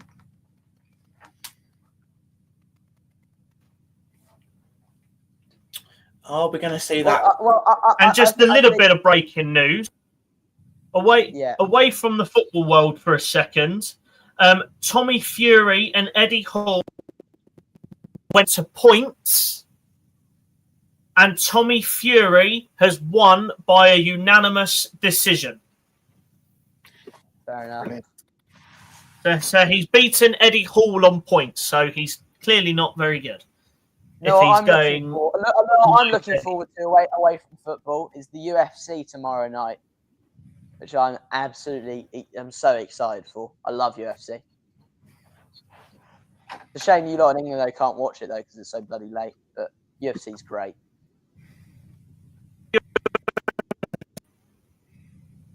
Well, our time. Yeah, well, it's gonna. The main fight is at 11 p.m. our time, which is 4 a.m. yours. Oh, that's brilliant! That is brilliant. That is brilliant. There. That's the problem I have with American sports. Someone's here. It's always so late. If there's anyone in the middle of the 6-yard box there for that ball across the box, that's an easy goal, and it's 2-1 Morocco. Just like to add. Yeah. It's 26 and 21, so can you work out who's coming on, Caden? Yeah, 26 and 21. Let me have a look on the... Let's have a look at the numbers. Just to comment on the substitutions. What did you say is coming on? 26 and 21. Yeah. So 26, Salah Eddin. Here comes Vinicius Jr. And then... Rafinha! 21. He's hurt. 21 is Ayube Amainui. Well, this is concern. That's how you say the name. Bono's injured. He's gone down off a simple save Bono like that. is No, it That must be could be pre-existing injury. It must be a pre-existing injury. For a simple save like that, that could be concerning. I'm certainly looking at this and I'm thinking, well, you've now got 2 subs ready. It looks like number 21 has been told to sit down. Yeah. Brazil have got someone coming on as well. Brazil are about to be done for substitutes. I can't quite work out who that is, but number 18 is coming on for Brazil. Well, just like to go back. Oh, no, they are making changes. Yeah, I was making both changes. Assume Bono's all right. So coming off Mazraoui. Okay. And Bilal El Khanous. Is El Khanous the one that used to play for Leicester? Coming on Leicester, yeah. Coming onto the pitch, Salah Adine and Ama Imanui. So okay. Morocco and then substitution for Brazil coming off Bruno Guimaraes. Coming onto the pitch, we have Danilo Santos. So Brazil are now substitutions. An 11 minutes. An update from Paul Phillips in chat is that a third of the Americans have left before the final whistle, I assume, to escape the traffic. Well, at his bar, at the bar he's at. So then 10 minutes to go. Terrible. Well, 10 minutes to go plus whatever the hell we're going to have added on at the end of this game, which I think will probably be around 4 or 5 minutes. Right now, I would say 6. I would say 6 at the minute. I'm gonna go above you both and say we're in for 8 minutes. Well, we still have 10 more minutes. We still have 10 more minutes for time wasting to take place. I'd say right now I got 6. Because the subs have been slow. Obviously, Morocco had one that got messed up as well, and we've had a lot of stop starts. So I reckon we're in for 7 or 8. I really do. Plus anything extra that comes. If we get a goal that comes in the mix, that's easier. I feel like the Brazilian substitutes have added absolutely nothing. I could really agree. No, it's still.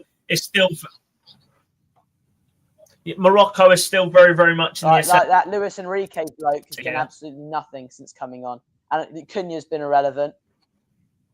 Here comes Vinny Junior, Rafinha. Both players who started. For Brazil, it's been a lot of Vinicius Junior and Rafinha just bringing the ball forwards. There's a push off the ball there. The referee's not seen it. Yeah, should have been a foul. Should have been a foul. There's a Brazil man who's holding his chest on the top of the penalty area as well. Luis Enrique. Box, he's still going. Cunha and that. Yes, that's horrible. Goal kick. It's a I corner. see a goal kick. It's a corner. Mate. Let's watch it a replay. It's easily a chance of a penalty if there's any more contact than that as well. Oh. Goal kick. Goal kick. I was right. Goal kick. They're going to change it. They've overturned it then. Wow. What brilliant officiating from me. I'd love this. Like, if we could just have someone, like, not call it VAR, but just have someone who looks at things like goal kicks and corners so they're just right and stuff for League 2 upwards. Yeah. It would be nice. Like literally, it takes no time. Terrible mistake! Oh, terrible mistake! Bono gets there first. Stop copying my line, Harry. Bono's Stop copying my line, Harry. Bono's down again. I'm gonna run to the toilet, gents. I'll be 30 seconds.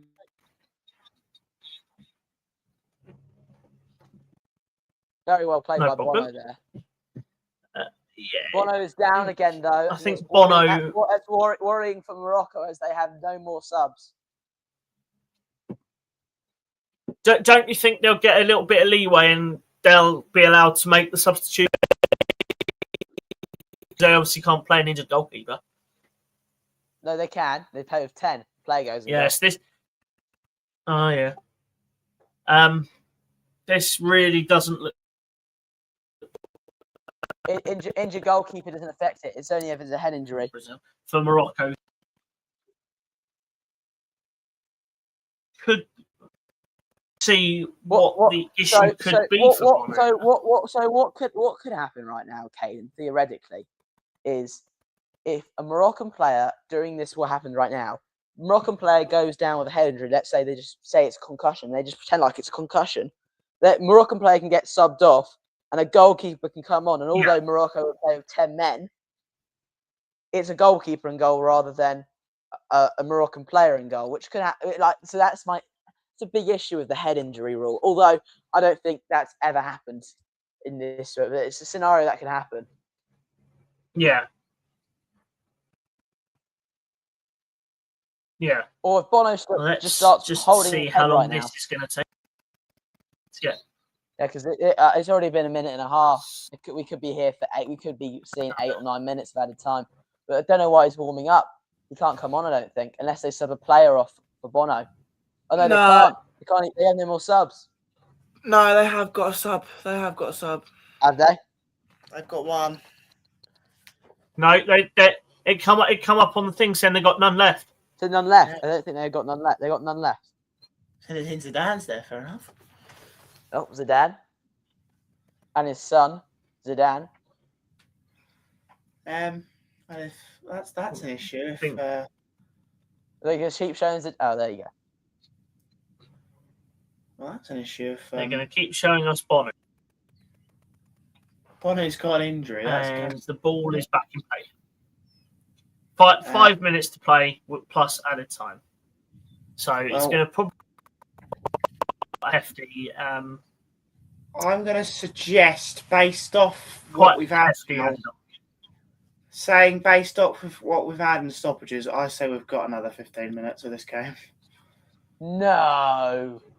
Yeah, we're going to have 10. What are you saying? 15 minutes of added time or 10 minutes of added time? No, the 5 we've got left plus 10. I can see that. I think I got 9. I have 9 minutes. So I'd say we'll probably end up going to about the 100th minute, I think I got 9 minutes of added time at the moment. I see a late goal coming in this one. I don't know. I can't work out who for. I do not want a late goal. I want to keep it like this. I cannot work out who this goal's going to come for. But for other reasons that I'm sure you lot can figure out, I want to keep it a draw. I just can't see this game end level. How Morocco have played, they could have easily been about 3-1 up at half time. That's a foul. Referee said no. Interesting one. Yeah. Play on. Brazil just seem to be getting impatient. Referee this evening. Rafinha, who's been on this whole time, is running ragged right now. Rafinha, I tell you what, Rafinha's put in a brilliant performance. I'd say you could easily have him as man of the match. No, well, I could agree with that. I also think Vinicius Junior's clinical finishing in that goal could just edge him, I would say. I also think Mazraoui for Morocco played very, very well when he. I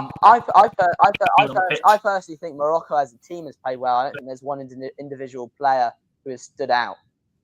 The only issue now, I'm looking at when Morocco are getting the ball forwards and in towards the penalty box, they've got 2 in the box, and you think it's 1-1. If you want 3 points in this group and you want to, realistically, I don't think Morocco are going to lose against Haiti or Scotland, but who knows, it's the World Cup. If you want to take a step towards qualification, you should be putting more than 2 men in the box when you're getting the ball wide. They seem to be playing. Another scenario of that is that Morocco and Brazil, I assume, both would take a point out of this game because I believe that they're both getting wins over Scotland and Haiti. So, like this game, if they get a draw, I both end the group on 7 points. I'm sure they both will be happy. And from an England perspective, if we get to the quarterfinals, good clearance by Marquinhos. If we get to the quarterfinals, we're playing one of these two there. unless Haiti and Scotland go through. So, like, it's just it all depends. Well, Caden doesn't believe we're getting to any quarterfinals because I think we're getting grouped. But if we do get into quarterfinals, I'll tell a lie You're about. forever going to say. I'll tell a lie about Morocco not looking to go attacking. They have changed the man up top as Sabari. Caden, you do realise if we get a point off Croatia and 3 points off Panama, that we're guaranteed to go through. Well, look, we'll lose to Croatia. No, nonsense. I guarantee you we will not lose the first game of the World Cup. We haven't done in years. We will lose to Ghana. Oh my word! And we will draw to Panama. Oh my word! That was a donut prediction. That donut. I'm actually convinced. You're gonna get at the end of the World. At the end of the World Cup, we're gonna watch the predictions back, and we're gonna think one absolute donut with Haiti getting to the round of 16, England getting grouped, and Morocco winning the tournament. Chance for Morocco winning the tournament is the best case. It's terrible. It'll be interesting to see how Haiti do this morning against. Well, I think Haiti's going to win. I think Haiti's going to win. Just over an hour's time. Haiti's going to win. Right, so we have 30 seconds. We have 30 seconds of the 90 remaining. Morocco with a ball wide. Probably around 8 or 9 minutes of time added on, but let's see. You've had the ball wide Brazil right now. See if you'll find him in the middle. Good ball. Foul. Likely be a foul. I think there's a card coming. No, maybe, I don't know, but. And we have reached the 90 minutes, and we will have, as my prediction, we will have 10 added minutes. Vinicius Junior's won a foul there, and Morocco 10 added minutes at the end of this one. It's a foul, but he just goes down like such a there's words to describe it, but I don't want to be rude. I'm looking at Brazil on this free kick. You could easily say you could get that in the box. They're short again. Again, I just feel like both sides would take a draw. This game doesn't feel like either team's trying to work. Oh, that's a great ball around the corner. Hold on, I might be speaking. Come Brazil. Great move by Rafinha. Rafinha is spent. He's only now just got up. It's taken about 10 seconds to get off the floor there.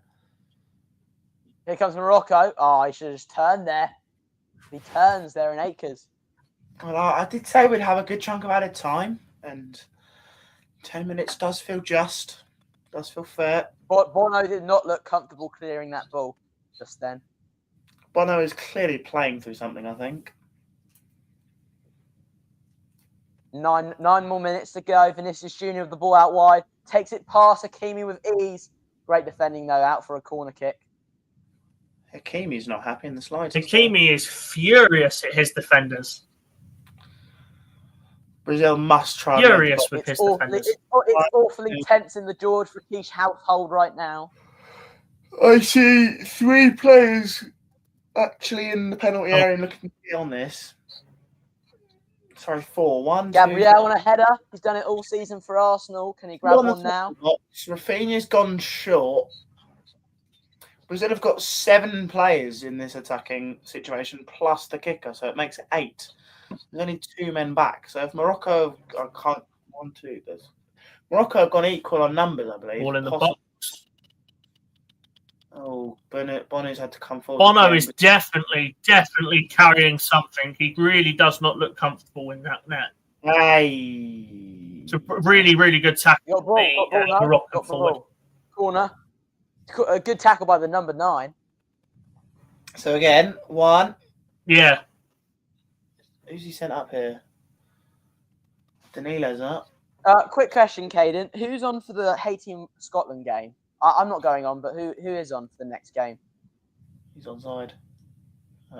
So we will put that out as a tweet straight after this game. We're being intense. Public straight.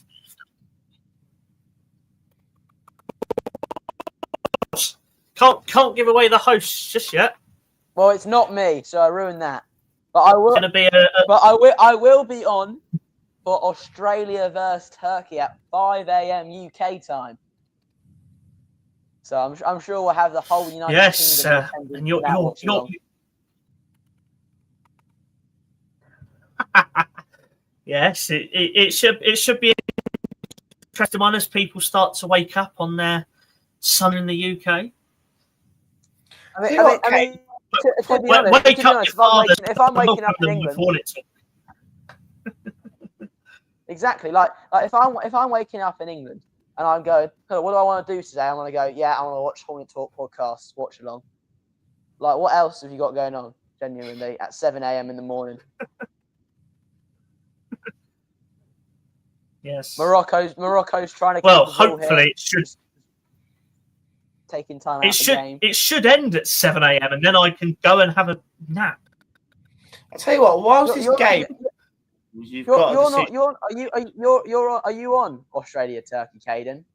Because we can give that away. Because I assume. Yes, I'm on all. I'm on all three. I'm on all three. Oh yeah, good luck, mate. I'm on all films bar one. And have you seen a certain someone in this stream is hosting. I am. I'm hosting it. And you know what we should do, Caden? You know what we should do, Caden? We should do a poll for best host. You hosted 13 matches. I host 1. Poll for best host. You'll get 100% of the vote. Right. It's 5 minutes left here in New Jersey.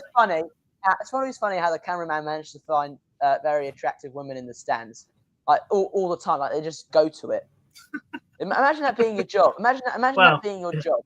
Imagine that being your job. Like you have to explain to your wife, like, oh, it's just part of the job. Yeah. Like or it's the wife. Find some very good. Maybe it's a woman doing it. Find some very good-looking Brazilian women and post it around. Morocco's just keeping the ball. Oh, this game feels so frantic now. Well, I just feel like it's so tense, and neither side wants to lose it. They can't afford to lose it. I feel it's just such a game full of fatigued players. Great switch there. Never mind. Absolutely abhorrent switch there. There's nothing in this game at all. Well, the ball's all got all the way back to Bono, and he's just smashed it. Well, it feels like it's going to be a very, very tight end to the game. Terrible header by Gabriel. Feels like the only team that I think has a chance of grabbing a win here. Surely gets a so I mean, it's a follow through, but the ball was there to watch it on replay. But no. I don't think so. See it. But it's no, definitely. Yeah. See it from here. It's foul accumulation. We spoke about it earlier, and he's on like 5 now. Yeah. I would say it's a yellow card. Look, at first glance, it looked like he fell down easily there, but looking at the replay, and the referee had a perfect angle of it. But at the moment, the only side I see grabbing a win here is Brazil. Rafinha and Vinicius Jr. are such a threat out of nowhere. Oh, you've got a fan praying. Just before we, there's something going on in the stands here. There's a medical buggy in an evac chair.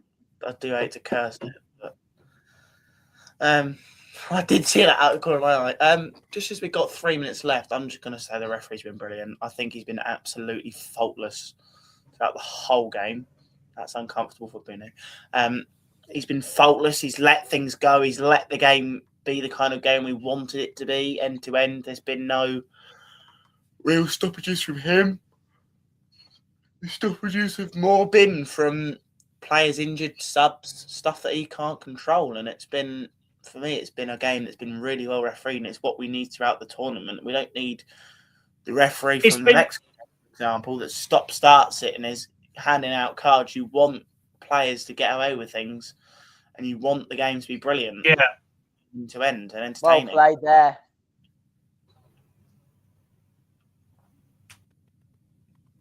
Terrible ball. Caden, you were going to say something there.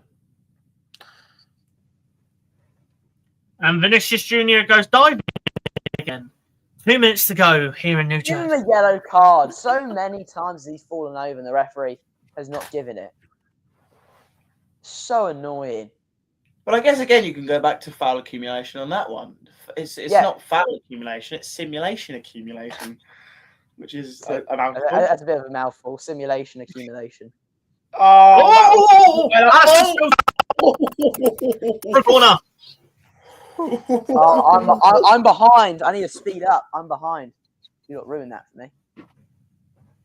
That could have nearly been something special. Allison is nearly... A very, very rare mistake from Allison. A very, very rare mistake from Allison. He's up quickly, luckily.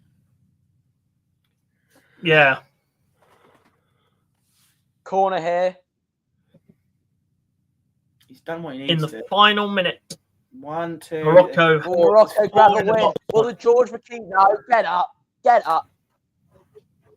There's 4 in the box for Morocco, and I think there's 6 for Brazil. So this will be clear. There's a man down. Foul in the box, but the referee ignores. So we'll play on for now. 20 seconds to go. Pull back in. Sent out by Brazil. He tries to... No, he looked like he was going to go and have a strike then. Talby back to keeper. I think we're going to end 1-1. Bono. I think this is done at 1-1. I'll be very happy with that for reasons I can't discuss. Yeah, I think Morocco are happy for this to be done. The referee even now looks a bit tired. Game! It is full time in New Jersey. Brazil 1, Morocco 1, and that's come of our watch along of Morocco versus Brazil. Thank you so much here in the UK. So thank you to Jensen Long and Harry Phillips. We will see you in about 45 minutes' time, ready for stream number 2 of the night as Haiti take on Scotland. And to make sure you're up to date with the hosts of that game, please check our social media, most notably our. So we will see you in about 45 minutes. Thank you so much for joining us this evening. What a fantastic game it was. Thank you so much. And I will see you soon. Good night. End stream.